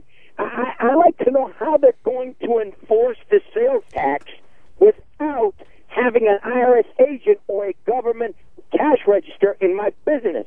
Well, you know what? When people say these things like this, when getting rid of the IRS or leaving it up to individuals or business, to police themselves, it's somewhere between cynical because they know it's not going to happen and delusional like a child to think that those people would do it. There would be no police if there weren't people constantly going to commit crimes, And here's the other thing too, like what drives me bananas is also they keep saying, okay, yeah, they're going to do this consumption tax, right? Okay, when you're not getting the money you need to pay for certain things like road construction, you're not getting. Well, what are you going to do with the state sales tax? What are you going to do with like IFTA tax that I pay for my trucks? Mm-hmm. What are you going to do with all this? Are you going to get rid of all this stuff, or are you going to charge me? Because I heard the number I keep hearing is 23% sales tax. So 23 plus 8% to the states, that's 31. Plus, I got to pay IFTA tax, about 14% on an average of every truck that I own that pays fuel. Mm-hmm. Right? Based on the mileage anyway. I'm looking at paying, to run a business at about 60? Mm-hmm. 50 to 60% tax. Are they for real? I like for somebody to explain that consumption tax. And somebody like Romney, who's got Bloomberg, who got millions and millions of dollars and run everything through corporations, will be tax exempt, as he just told you. Corporations will pay no sales tax, will pay no tax. So it sounds like the same old, same old. Basically, the people who are rich won't get hurt, and the people anywhere from upper middle to middle and down will get screwed. Well, okay, so tell me how this third-party libertarian, unless it's the Green Party, which you and I can agree with, tell me how this libertarian party, because he wants to make weed legal, and this is not Ron Paul now, who's a racist bastard. This is Gary Johnson, who's an okay guy. How does this make him any different from the Republicans or the Democrats who basically, one guy wants to tax the rich a little, the other guy doesn't want to tax them at all, and this guy's coming in saying, I'm not going to tax corporations at all whatsoever, and I'm going to leave you hang on your own, because when you go to consumption tax, what happens to Social Security and Medicare, Mike? Mm-hmm. Sure. No, I understand. I'm not sure Mr. Johnson was being absolutely forthright about the idea of Medicare and Social Security. I think we'd see a little bit different behavior if he actually was the president than what he said. I mean, he is still a politician, whatever else he is. So who are you voting for? I mean, for Obama, man. I'm in Pennsylvania. I don't even want to think of Romney. I can't vote third party. I cannot vote third party in Pennsylvania. I'm sorry, dude. I can't. I lived through 8 years of Bush. And let me tell you something. I nearly lost everything I owned. I built everything back up in the last 3 years. I built my life back up the last 3 years, man. I cannot afford to take a chance losing all that. I can't. I really cannot. And you're talking to somebody that's owned businesses for all of my life, man. I've never had anybody write a paycheck and sign a paycheck for me. I sign other people's paychecks, Mike. I've always done that. And for me to come to a point where I looked at my wife and I said, honey, I can't afford to work. And that's what it came down to. I could not afford to work. Right, sure. No, I understand. You know, now I'm much better. People want to ask me how I'm doing compared to 4 years ago. All right. I got to go. I'm going to take some more calls, and I may actually have my other guests on the line because we were going to talk about voter suppression and voter theft. So either he'll be on now, or thanks, Paul, or he'll be on now, or he'll be on after the 7 o'clock news. We're just trying to determine that. So we have to be prepared. I mean, if Romney gets in, it all depends on the composition of Congress. I mean, nobody knows how that's going to work either. And what if Obama does get in and Congress stays the same? 7? Okay. So our guest, Robert Brandon, who is the president of a place called Fair Elections Legal Network, he's going to come on after 7. So we can take some more calls now. Who do we have now after Paul? Doris in Michigan, you're on. Hi, Flint, Michigan. What's that? Oh, Flint. Oh, really? In Flint. I just read in the online that your former mayor, I forget his name, Don Williams or something like that. Yes. He put a statue up of himself in his yard, right? Well, we're not surprised at that. Oh, well, so anyhow, Flint, Michigan. What's up? Yes, I just wanted to say I'm listening. I really enjoy your show. Talking about the debates, one of the things that bothers me a lot is that you can't hear, Jill Stein and the others in the debates. That's right. A few years ago, I read a book. I don't know how I came across it, called No Debate by George Farah, and he talked about how they transitioned from the League of Women Voters to the Commission on Presidential Debates and basically excluded third parties. Mm-hmm.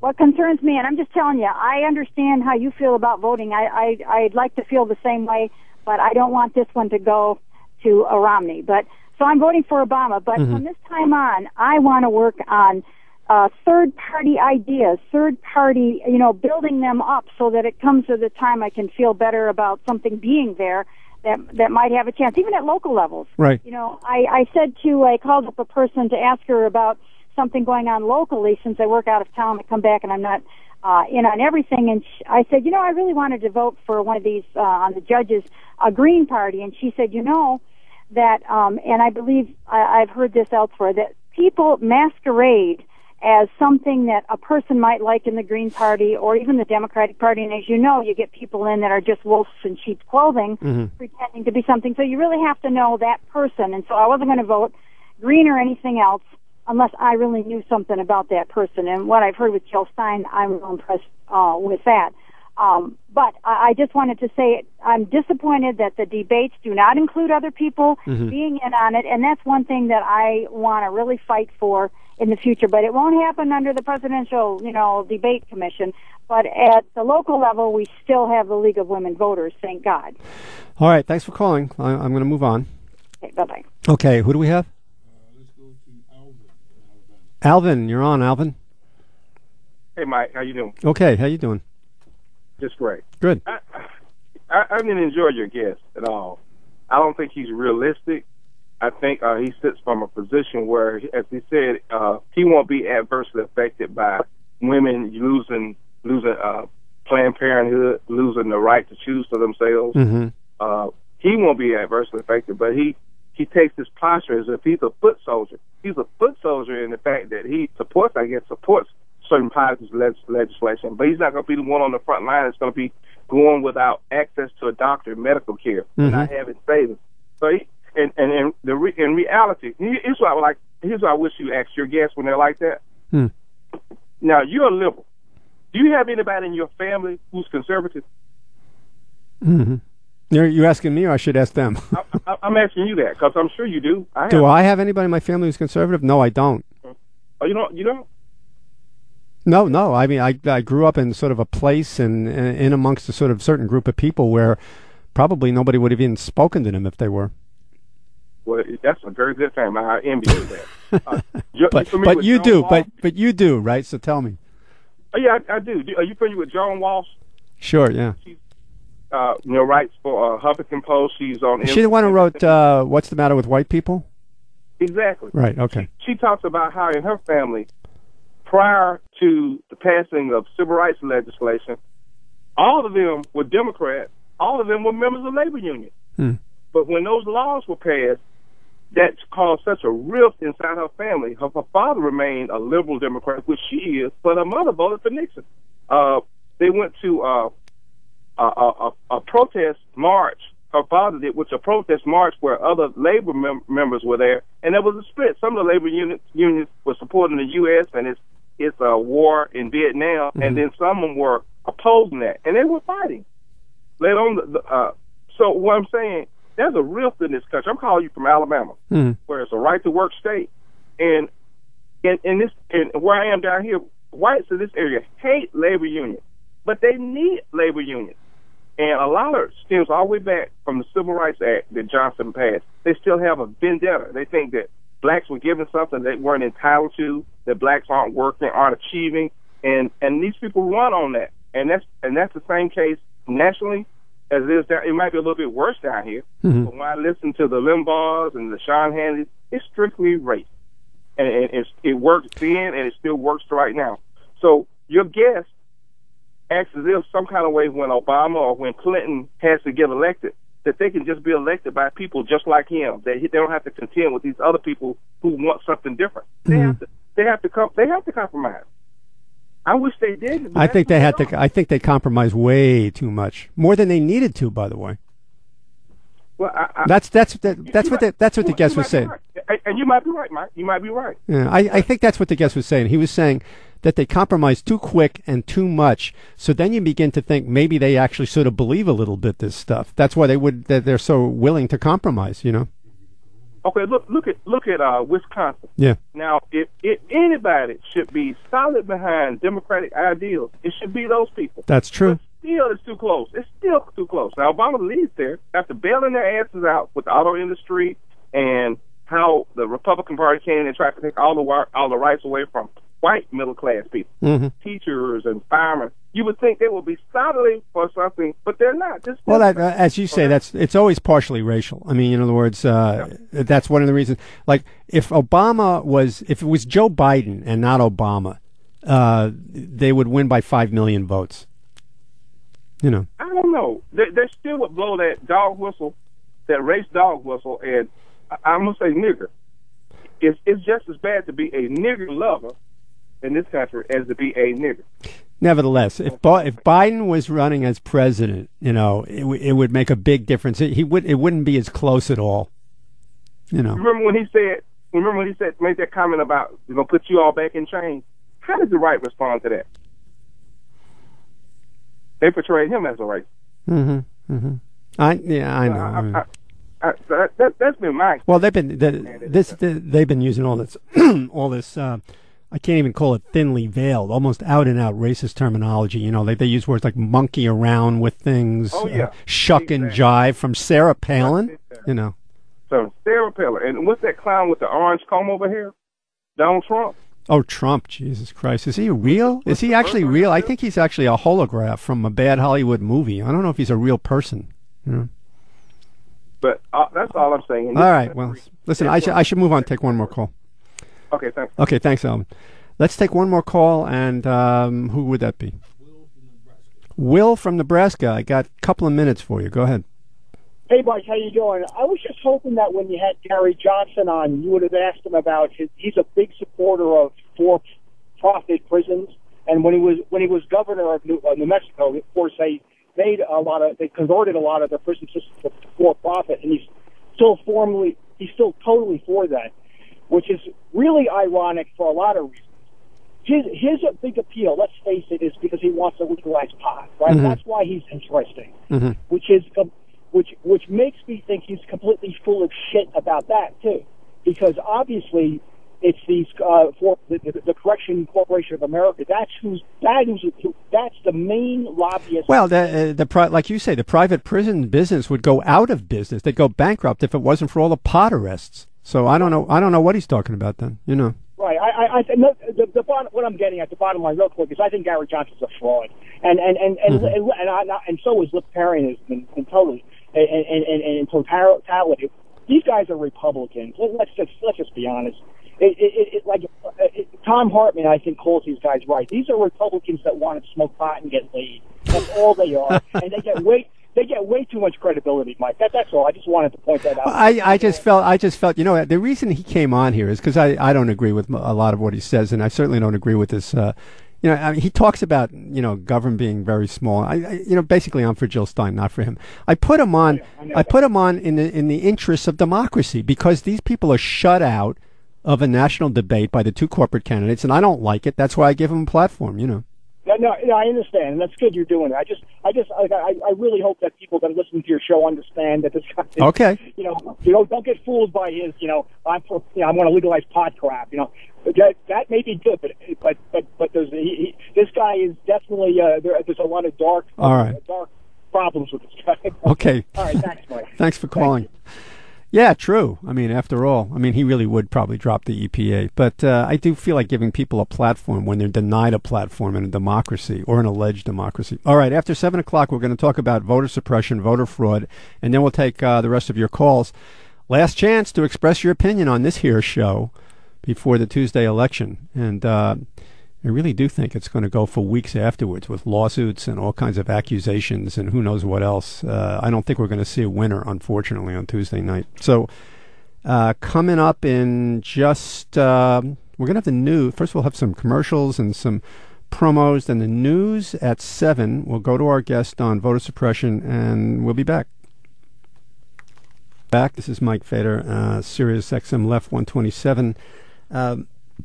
As you're all aware, in 2000, the Supreme Court had to select our president. And in 2004, there was a lot of discussion. There were lawsuits. There were arguments. There were investigations into the fact that in Ohio, of all places, considering what's going on now, there was possible tampering with voting machines, and there was a lot of suppression of voting going on in Ohio, and many people do feel as if Kerry would have won the election if there weren't shenanigans in Ohio. And this time around, we're looking at, obviously, tremendous, massive voter suppression, a lot of it coming from state secretaries of state, usually Republicans, or almost always Republicans, in various states. We're looking at laws passed about photo IDs. We're seeing a spectacle in Florida right now as we speak.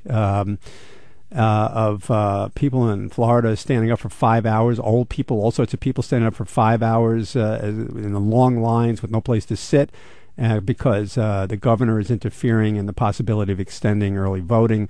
All these things are going on. And then there's this organization, True the Vote. But we have somebody on here tonight to talk about this. It's Robert Brandon, who's president and co-founder of the Fair Elections Legal Network. Hi. Hi, Mike. How are you? Okay. Sorry we missed our appointment before, but I'm glad you're on now. No problem. So he is president and co-founder of Fair Elections Legal Network, and maybe you could explain what that is. Well, we're a nonpartisan election reform, election administration organization that works to knock down the barriers that typically face a number of voters, constituencies, poor people, minorities, seniors, and students, and giving them the tools to try to overcome those barriers, and then working against some of these voter suppression laws and working with election administrators to try to make the election laws such that we actually can have the kind of democracy that we need, which is to guarantee that everybody can register and vote. Now we saw in 2000 and 2004, we saw a lot of random intrusion and tampering with the votes in a lot of places, especially by people who were responsible for counting the votes or like the Secretary of State of Florida, that kind of thing. And who knows what about the voting machines in Ohio, and Ken Blackwell in Ohio. But this time around, for a long time now, we've been seeing state legislatures, mostly controlled by Republicans, and maybe all of them, and Republican governors, passing actual laws. In other words, the organization and the money behind voter suppression and the institutionalization of it is unprecedented, right? Yeah, there were laws introduced in over 30 states this past electoral season, legislative season, and we saw photo ID laws passed in a number of places which tend to discriminate against people that don't have driver's licenses, so inner city folks, poor people, elderly, and then also we began to see over the last number of years efforts to make voting more convenient and more accommodating to people that have to work on Election Day, for example, with all these early voting opportunities. And this past year, Ohio and Florida and a number of other states tried to cut way back on the early voting opportunities. A bunch of these suppression laws were blocked by court ruling this year, but that still leaves a lot of confusion in people's minds and other potential problems on Election Day. And I think the most important thing is that people need to not be intimidated by this. They need to go out and vote, and it is heartening at least to watch people wait in line in Florida, even though they shouldn't have to wait in 5-hour lines, and the governor clearly could extend the hours, as his predecessor, also a Republican, did in 2008 when there were long lines. Well, why is I know that voting, each state sets its voting procedures and what people could do and how they can do it.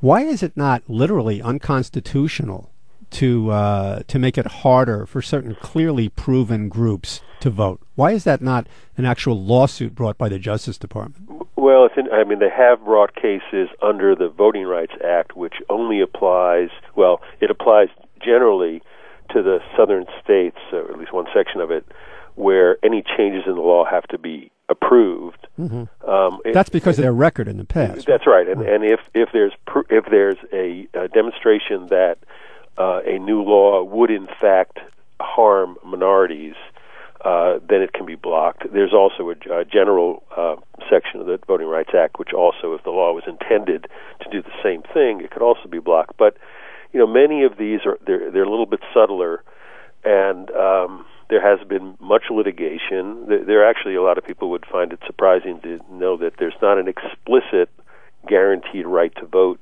in the federal constitution, right, as there is in some state constitutions. Well, maybe there should be, right? Well, maybe there should be. And in the few states that, in Missouri and in Wisconsin, photo ID laws were blocked in the past on the basis of the state constitution's explicit guarantee for the right to vote.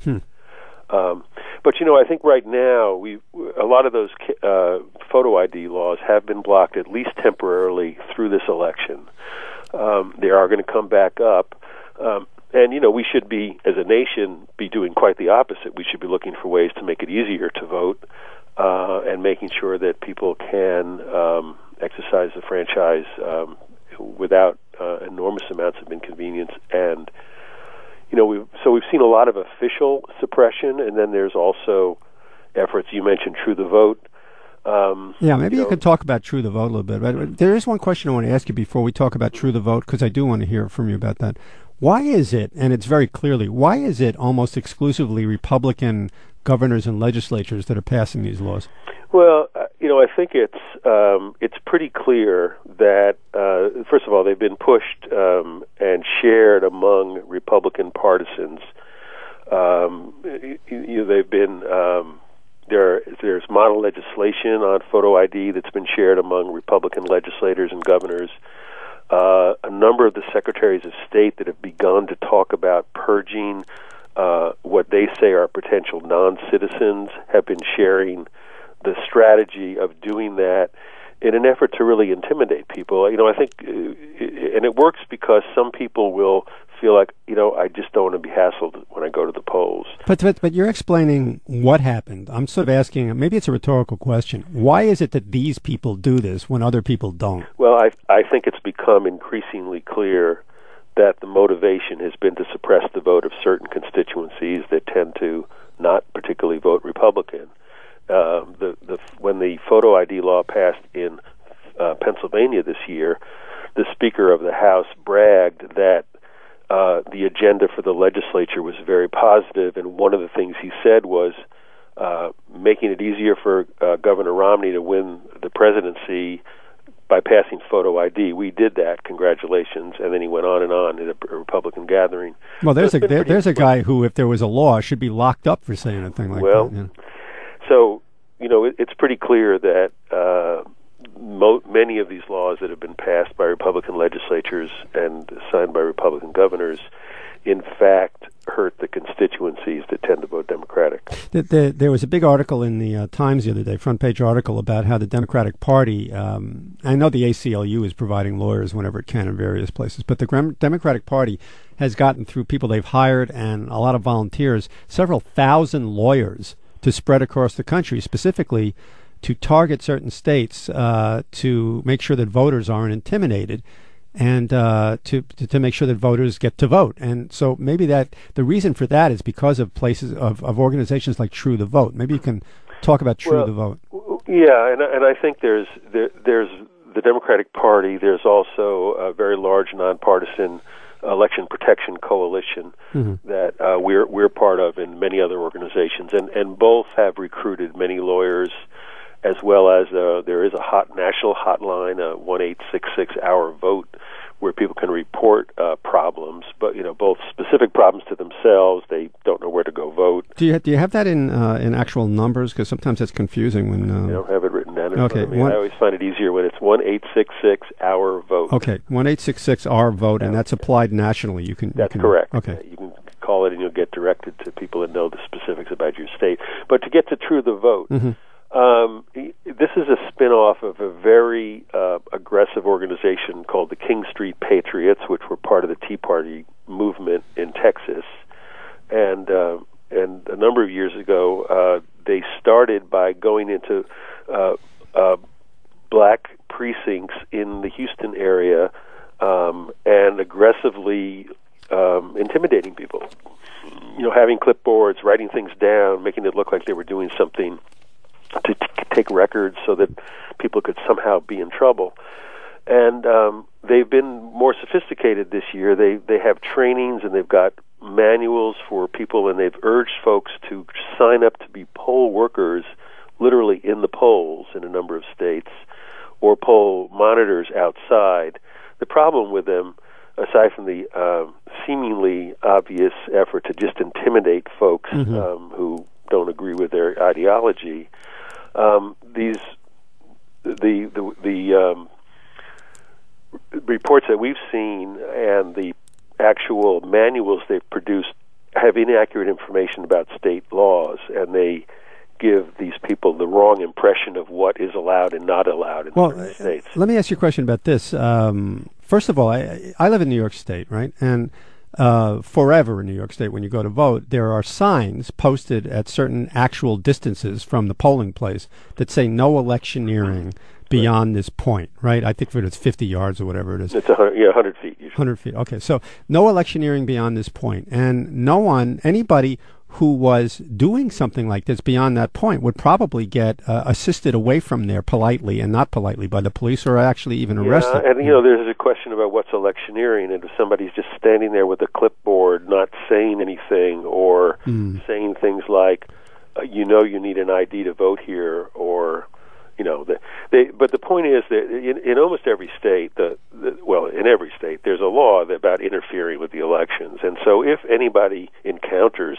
an aggressive situation where people are being intimidated and hassled, they should, first of all, in many places there are lawyers that you mentioned outside, and they'll probably stop that, but, or call the authorities. But election officials themselves have the authority to kick people out, either inside the polls if they happen to be there officially as observers, or outside, and they should be asked to do that if somebody is truly disruptive. What do you think, if you had to draw a line, and True the Vote is obviously at this point involving thousands of people, who have bought into this, or who are going to be volunteers, or whatever they call themselves.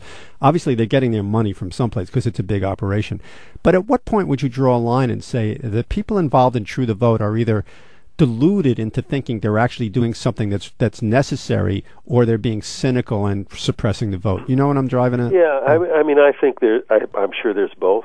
I think that, this is the conservative movement, and there's a certain ideology, and it's been fueled by incredibly false information about, quote, voter fraud, of which the kinds of fraud they're talking about, where somebody is voting, pretending they're somebody else, which is what the IDs are supposed to deal with. Mm-hmm. There is no such thing. I mean, it just doesn't happen.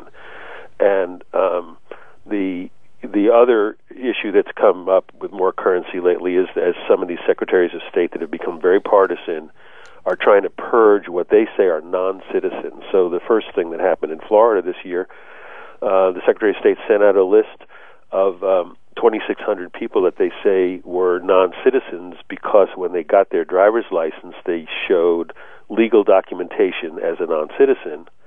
But that could have been 8, 10, 12 years ago. And in fact, those 2,600 people, when they actually looked at them, most of them were citizens. 2/3 of them that came forward were citizens. They included long-time residents, not even naturalized citizens. And that's the fallacy of this. But, some of the conservative elements who obviously are not happy by the fact that there are increasing numbers of immigrants that become citizens, and particularly maybe in the Hispanic community, this feeds their, either fear or, their efforts to sort of... There are people... The shocking news is there actually are a lot of people in this country who are going to vote who are not white and not Christian. And I suppose I should have asked you to sit down before I said that. But, that may feed this fear. And so, I think you've seen some of that now. The other thing I would say is that there's a lot of bravado about this. And the True the Vote folks said they're going to train 1 million poll workers to go around the country. Well, and we haven't seen any evidence like that. And that, the last thing we want to do is have people feel that they shouldn't go. In fact, the best thing they can do is go vote. And what I would say is that what often trips people up, because people do wind up going and not being able to cast a legitimate ballot, they may have to cast a provisional ballot, it's often because they go to the wrong place. Or they may not know of the ID law if they're a first-time voter. For everybody in the country, if you're a first-time voter, you need to show ID, but it doesn't have to be photo ID. It can be any number of a lot of different kinds of things, a utility bill. Or your license to carry permit. Well, yeah, well, that's the other great thing that's happened. And, we've in Tennessee and Texas, they passed strict photo ID laws, and they allowed concealed carry gun carry licenses to be used as ID, but not student IDs. I wonder if they'll let their Oklahomans who just got a law passed where they can wear their gun almost anywhere. I wonder if they'll let them wear their guns to the polls. Talk about intimidation. Could right? be. Let me ask you 2 other questions here. There's a lot of suspicion, and more than suspicion, about these electronic voting machines and how they can be easily hacked. In fact, there were investigations in Ohio.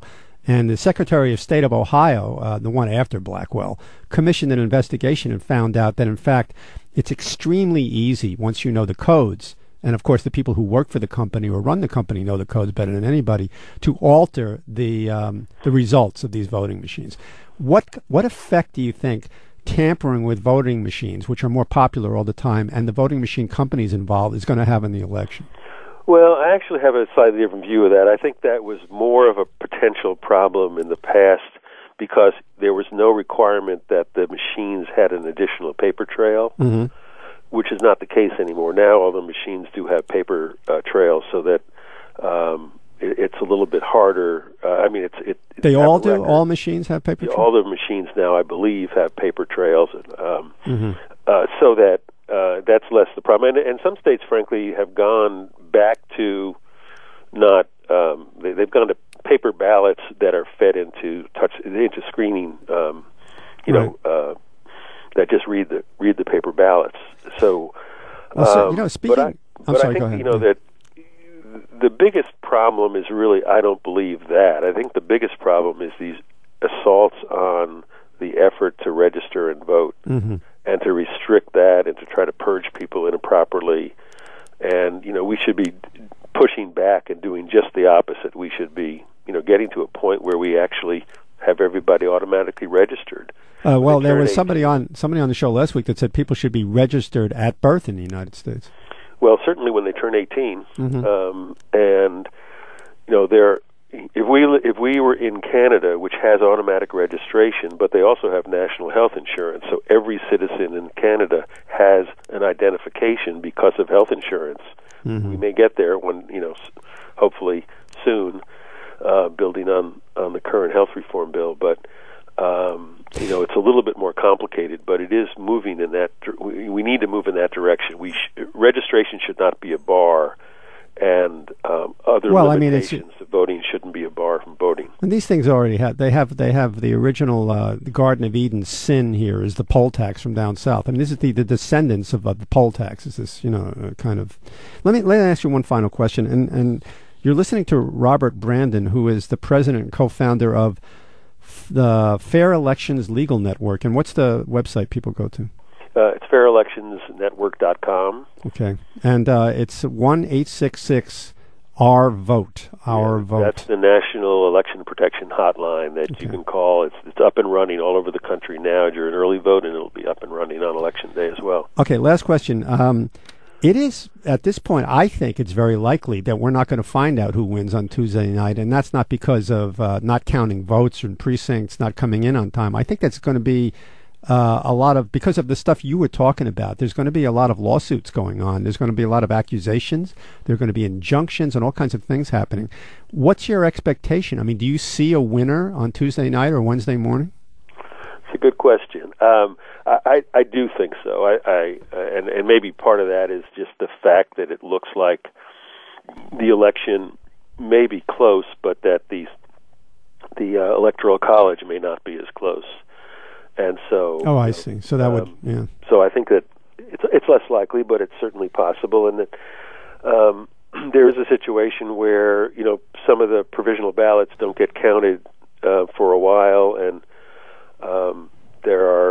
you could very well have challenges. I agree, but in the past, with the exception of the long drawn out Florida situation and Supreme Court intervention in 2000, those cases usually get dealt with pretty quickly with the courts because obviously everybody wants the election results. Well, a slight offshoot of this is what happened with the storm here in New York and New Jersey. There's going to be a couple of 100,000 people who won't be able to use their regular voting machines or even have their voting precincts clear to them. And if hundreds of thousands of voters, although these are not swing states, if hundreds of thousands of voters in these two states, for instance, can't vote or their votes aren't counted on time, how does that affect the election at all? Well, it's a good question. I mean, it would be a new, legal issue.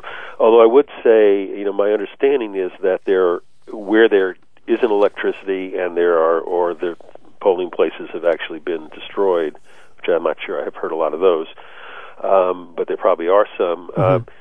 The assumption is that they are making alternative plans, and what I would say to everybody, we tell this to everyone: make a plan if you're going to go vote. First thing you should do is know where your polling place is. Every state has a Secretary of State's office that, the website that will show where the polling place is, and it'll give the up-to-date things. It'll also tell you what kind of ID, if you do need an ID, what it is. Mm-hmm. And if people do have questions, this 1-866-OUR-VOTE hotline will also be able to point them to the right polling place. Oh, good. As well, and other information they might need. Well, thanks for coming on. We'll see what happens on Tuesday. Okay. All right, thank you. You're welcome. Sure. All right, we're going to take our break now, and then do we have calls on there? Yeah, all right, so when we come back from the break, we'll take your calls. Last chance to express your opinion before the big day on Tuesday and the lawsuits for the rest of the year. Go ahead. All right, we're back. Mike Fader here. One other invitation I extend to you is you want to hear this is sort of a constant, ongoing political debate. People post videos. Go to a place called Occupied Territory. It's a Facebook page that I maintain. Occupied Territory. It's about the United States, not about the Middle East, and it's all about income inequality and third parties and everything political. We post videos. We have dialogues and debates. So go there, Occupied Territory, and like you hear everybody else say, you should like the page. Stick your thumb straight up someplace if you like it, and go there. Occupied Territory on Facebook. All right, who do we have now? See, I already forgot. John, you're on, John. Hey, Mike, how you doing? Hey. Hey, just I've been on hold for a while, so Oh, I'm sorry. hey, no, that's okay. I Yeah. just had an opportunity to listen to the voter suppression debate and all that. Uh-huh. Hey, this is a historic election, and in all reality, I think there's very little difference between the two candidates when it comes to financial items. I think both candidates and parties, unfortunately, are beholden to big money, and you start to draw some fine lines then, and especially when it comes to life. I firmly believe that abortion is wrong. It's murder, and you get to some of these social issues, and I think that's where the tipping point comes. So, in other words, a lot of people generally see both of them, or they may view both of them. Except, I don't think a lot of people on the right, to use a certain word, which isn't a generality, but I mean, a lot of people on the right see Obama as "quote unquote" a socialist, which, believe me, is a big joke if you know what socialism really means. But I think I don't say that.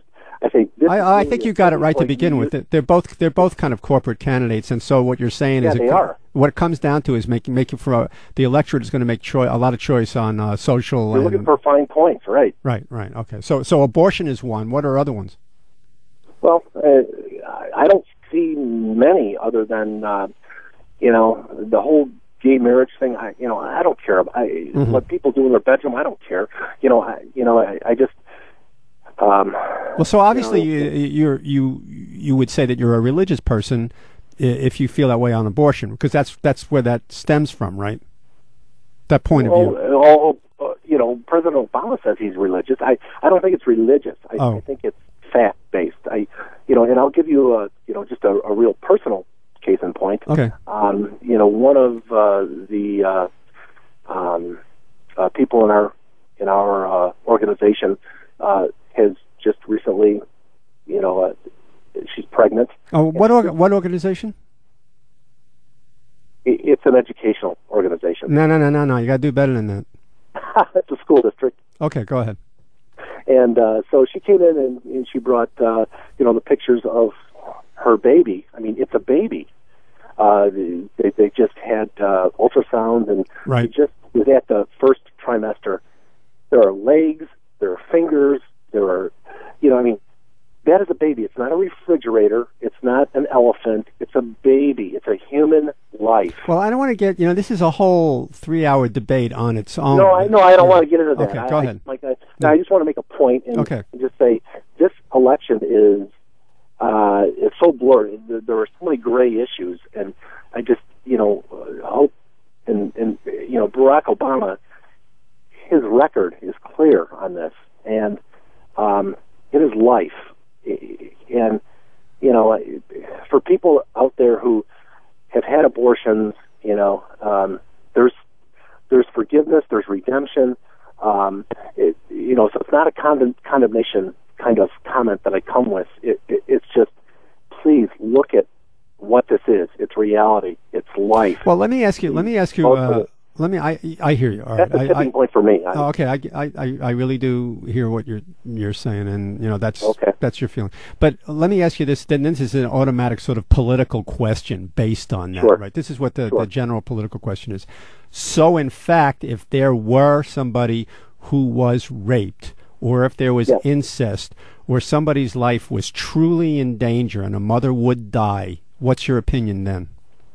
Well, you're talking about less than 1% of all cases, but if you're going to get down to the life of the mother or the life of the child, then that is that decision needs to be made by the people who are closest to that situation. What about rape? When you're talking about rape and incest, I mean that's a half of 1% of all abortions. I don't care about that, but it's important to the people who it happened to. So what do you think? Oh, absolutely. Oh, it's well, what about the 99? No. What about them? Would you make an exception in that case? Okay, as long as you concede the 99.2% other. Actually, I don't think I doubt if that's accurate at all. But go ahead and tell me what you would do in case of rape and incest. Rape and incest is, again, it's a highly personal decision, but 99% of abortions, 99%. You're beginning to sound like a politician. Now you're sounding like a politician. You really are. No, it's personal. I mean, I've had these situations in my family, so, and it's a life. That's all I can say. Okay, all right. So let's leave it at that. So in other words, for this social issue reason, you will be voting for Romney. Absolutely. Okay, Absolutely. I get you. All right, we're going to move on to another call. Thanks for calling. Who do we have? Jason from D.C. You're on. Mike, how you doing? Hey. For the previous caller, one of the things I wanted to address is that the brain, they've actually done numerous studies on this one, but the functions of the synaptic patterns of the brain, where it actually becomes like thinking it starts at around 2 months, between 60 and 70 days. Mm-hmm. So if you want to make an argument about where does life begin, well, just because there's a bunch of cells, there's no synaptic. Actually, I really don't. At this point, I don't want to get off onto this. Okay, all right. But let me just go back to this. The previous caller, the guy that was talking about the voters, okay, let me just go through a couple things. There's a woman by the name of Wendy Rosen. She was running in the congressional district on the Eastern Shore of Maryland. Mm-hmm. Okay, she's running for Congress. She had to drop out because she voted in both Maryland and Florida twice. So when these people come on and talk about, there's no such thing as anything going on with voting fraud or anything along, I'm like, no, there's stuff going on all the time. Well, can you give me some other examples? Yeah, all right. So right now, Ralph Nader's got a big thing going on. His lawsuit case that's gone in Maine for 2004 about the DNC trying to suppress the votes and stop him from getting on ballots that were going on there. Well, but that's not voter fraud. Okay, wait. We'll keep going here. Yeah. So then Jim Moran in the 8th Congressional District in Virginia. Mm-hmm. Okay, his son recently had to resign from the campaign because they called him. I read about that. Yeah. So a person's got him on there. Look, we got a list of 100 people that I know aren't going to vote.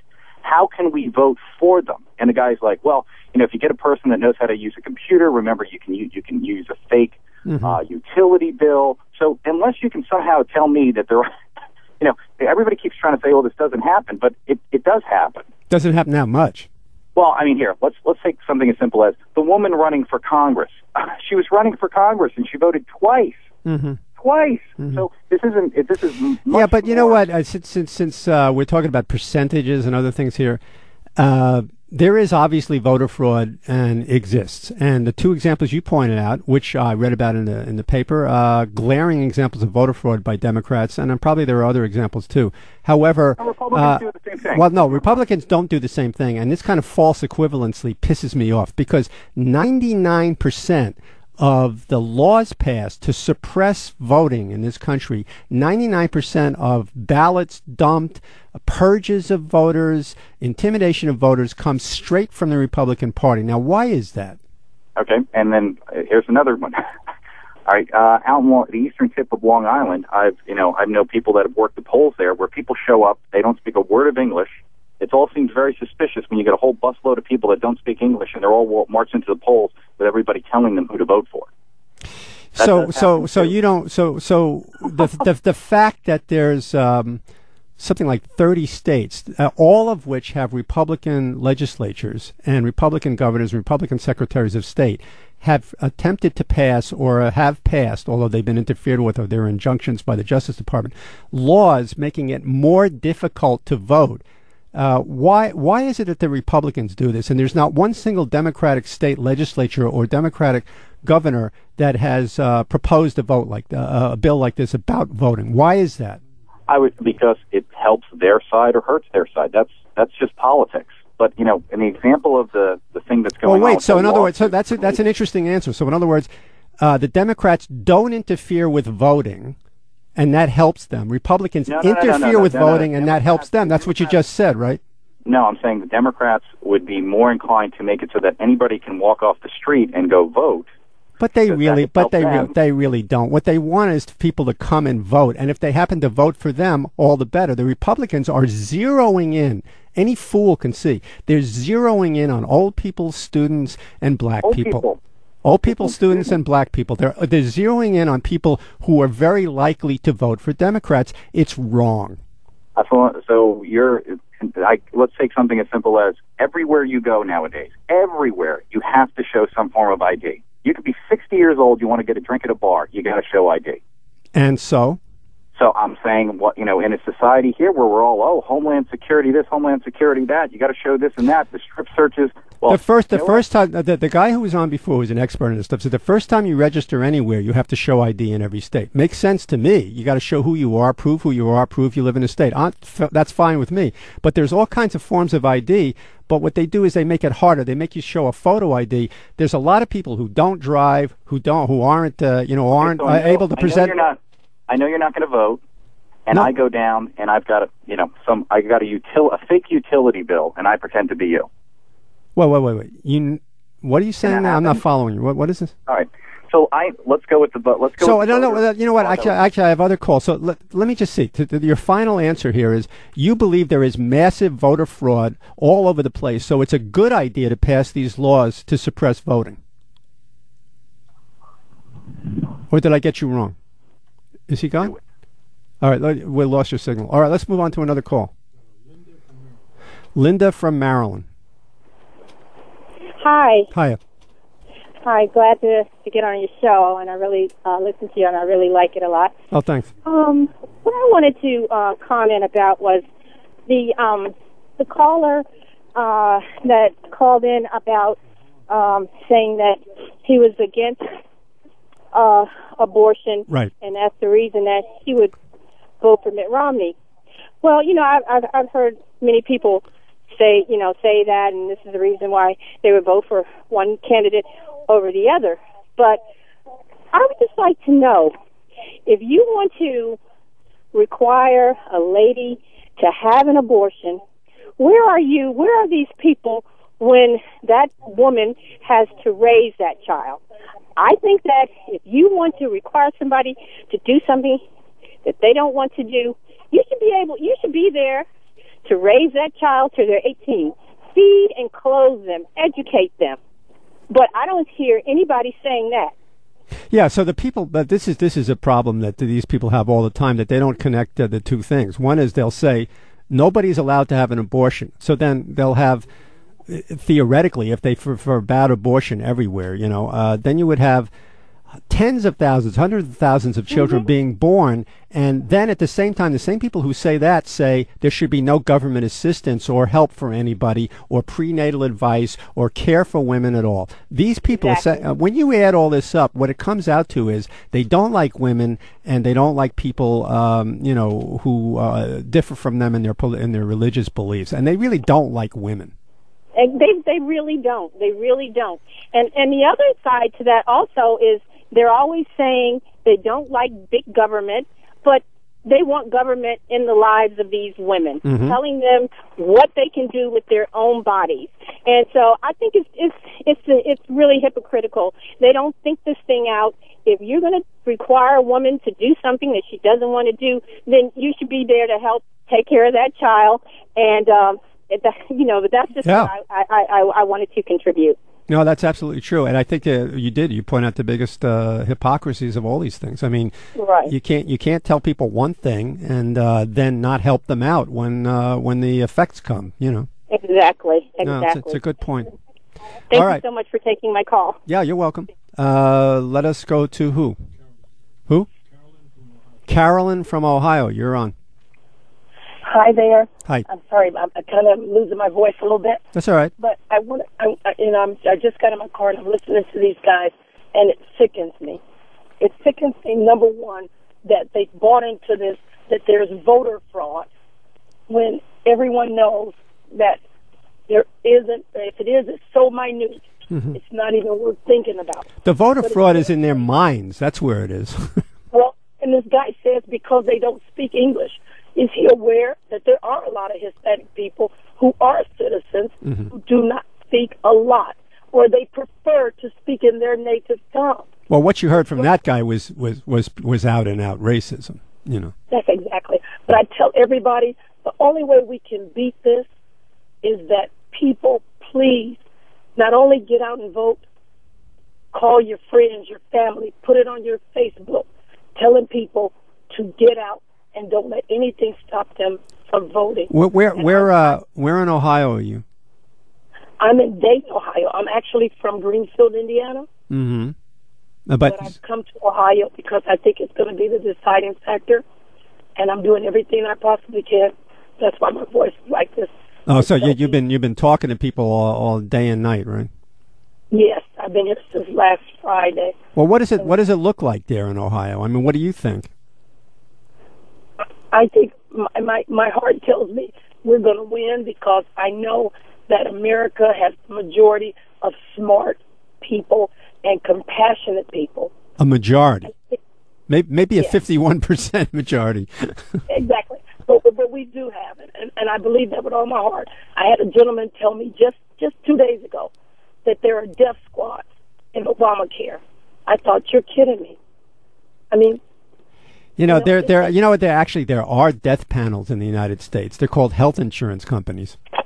That's exactly right. I tell him about my brother-in-law. My brother-in-law, he worked for he's a head nurse at a hospital. They laid him off, and he was a very good nurse. They laid him off, and they hired 2 other people, and the 2 of them together made less than what he did. Mm-hmm. Another hospital hired him right away because of his record, and then guess what? He couldn't get insurance through them. You know why? Because he had high blood pressure, and they would not insure him. Well, that's the problem with this libertarian stuff. You know what I mean? Leave it up to the market. If you left everything up to the market, we'd all be dead from poison food, from poison air, and we'd all be begging in the streets because corporations wouldn't give us a damn thing. Leaving things up to the markets is just something for rich people. That's all. That's exactly. Now, there's also, I want to say this one thing. People talk about the president not making jobs. I just want to say this one thing. The one thing that the media doesn't talk about, that they need to talk about, are layoffs. And I don't know if I'm able to mention this company on the air. Sure, go ahead. But AT&T, I retired from there. Mm-hmm. When we were in the depths of the recession, they are laying off people. Not because they're losing money. It's just that they want to make more money. And so now what they've done is this. We have one union that has always made a decent salary and has good benefits, and they get a pension and insurance if they get 30 years. Mm-hmm. Now what they started doing is they have a second union. Those people, they're hiring their young kids. They pay them, even though they're service reps and technicians, they pay them a whole lot less. Their benefits are a whole lot less. And when they retire, I don't care if they have 60 years, they will get no pension and no insurance. That is wrong for a company that's making billions and billions of dollars. Yeah, not only that, by the way, is they don't even pay their damn taxes. That's exactly right. And they get all kinds of incentives to be in the downtown area.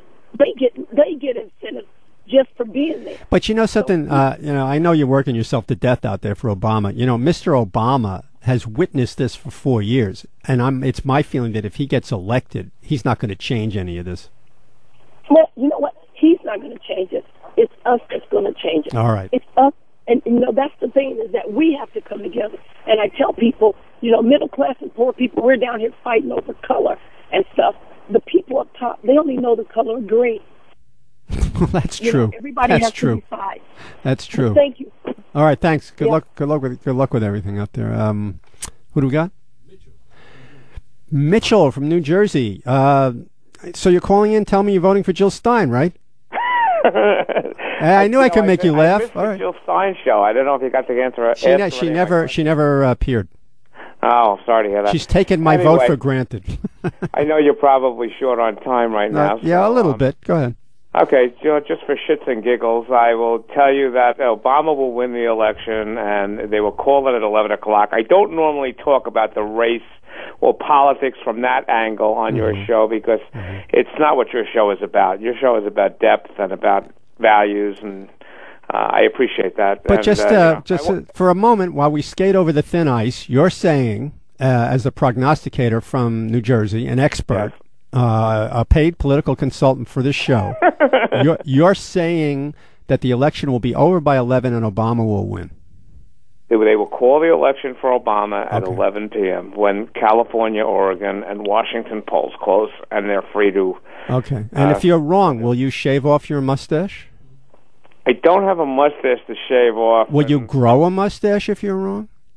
There's not much else I could do to my body. I'm leaving it to science fiction when I die. You know. All right. Anyway, what I was one thing, you know, with that voter suppression, you know, that you were talking about, you didn't even get into the corporate voter suppression where the employers are trying to suppress their. You know why because I don't think that's serious. In other words, what's the difference if people warn their employees or send letters threatening them that they'll close the business or lay people off if they vote for somebody? They don't know who they're going to vote for. So what's the way? That's just a big joke. Well, yeah, I know it's a bluff, of course. But, yeah, so I mean, why even? So are the people with the clipboard, with the phony clipboards outside. Well, that's different. If somebody stands with a clipboard and you don't know any better, and you feel like somebody from the government or the cops or something is watching you, that's direct. That's almost, as far as I'm concerned, I'd have those people arrested for attempted assault. But you know, if I'm the head of a company, you know, like one of these idiot companies, like that guy, the real estate company, the timeshare company down in Florida, who's the biggest dope of all. You know, send a letter to your employees. This is what you're talking about, right? You know, and it's happened several times. A company has like 2,000 or 5,000 employees. You send a letter out saying, thinly veiled, saying, you know, if Obama gets elected, you know, the taxes of this corporation will go straight through the roof, which of course they won't because Obama doesn't care about corporate taxes, obviously. You know, he lets people get away with everything. They'll go straight through the roof. This company will have to lay people off or close down, so you better watch out who you vote for.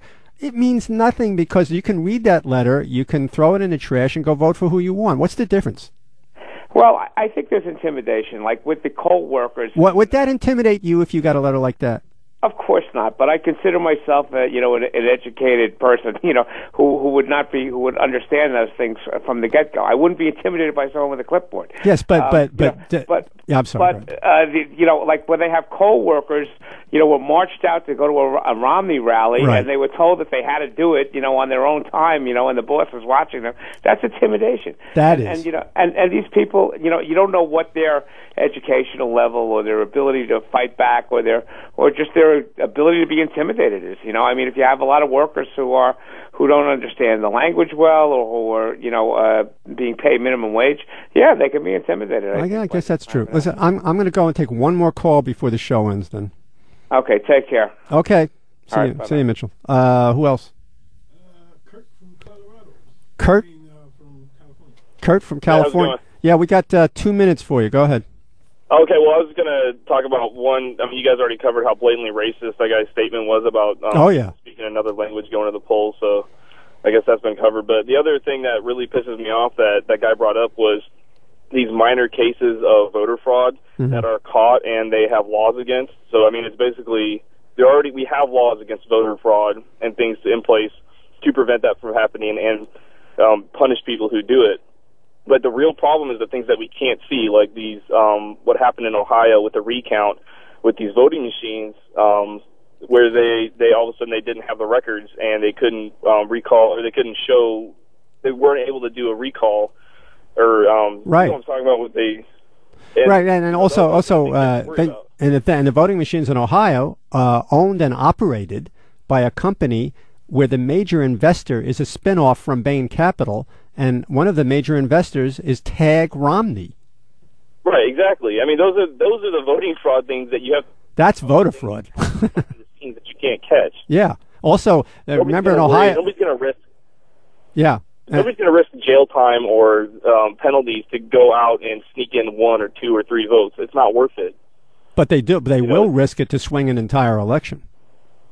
What's that? Voter fraud. I mean, you know, tampering with machines, losing ballots. In Ohio in 2004, voter exit polls in a couple of important districts showed overwhelming support for Obama, and then it turned out to be overwhelmingly voting for Bush. It's got to be a lie.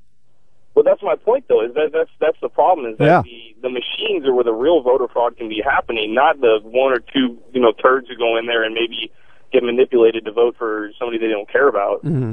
Or the ballots that get sent in from dead people at 8 or 12, or those are minor compared to this voting machine. That's all I got to say. No, you're right about that. This technology is something that's going to. It's really it's not something that, like, for instance, if the Democratic Party is sending out thousands of lawyers to watch over this, and certain other groups are watching over these true to vote assholes who are trying to intimidate people. What they're not watching over is the machines, and there's no way you can do anything about it, because once the vote is entered in officially by the Secretary of State, whether it's stolen or tampered in the voting machines is something nobody will ever figure out. And when they do get to figure it out, it'll be too late, and Romney will get sworn in. So this is something to watch out for. We've only got 2 minutes left here. We'll see what happens next Tuesday, and we'll be back next Saturday. I think they need to have an outside firm needed to come in and review the code that they're using and get a direct look into the codes that they're running for those voting machines. Because it's too late for that now. It's going to have to happen next time. You know. Yeah. Well, all right. Listen. Hopefully they. We'll see. Yeah, I got to go. All right. All right. Thanks for calling. So we'll see what happens. Like I say, it's an ironic thing that if you're on left wing radio or liberal radio, basically you've got it made as far as listeners and material if Romney gets elected. In other words, in a very sick, sad way, the way it works in the world, that if you're on left-wing radio, it's better for you, for your ratings and for everything else, if a guy like Romney gets elected, because then you have to, and it's also important, obviously, to be in a place like this helping out, because then the war is truly joined, you know. But it's more bizarre and ironic and vague if a guy like Obama gets in, because he really is actually a corporate candidate, and he really does actually kill innocent civilians overseas, and he really does do a lot of things which are really horrific. But if he gets in, he'll be the Democrat, he'll be the progressive, and people will go back to sleep again. And that's what's bad about it. So it's a difficult thing. And there is, again, the irony of it being worse for people on the left or liberal channels if a guy like Obama gets in than a guy like Romney. All of that aside, you know who I'm voting for. I am not twisting anybody's arm. I can't really. I'm not intimidating anybody. You know, I'm voting for Jill Stein for all the reasons I've mentioned many, many times. I know most of you are voting for Obama because you don't want Romney in there. I certainly can understand it. That's what it's all about. So we'll see what happens next Saturday, and that's about all I've got to say here. We'll have people on next week to review what happened and to go over the voting patterns and everything else. So good luck to you all. Well, that's my story, and I'm sticking to it. That's my story. Oh, that's my story. Well, I ain't got a witness, and I can't prove it, but that's my story, and I'm sticking to it.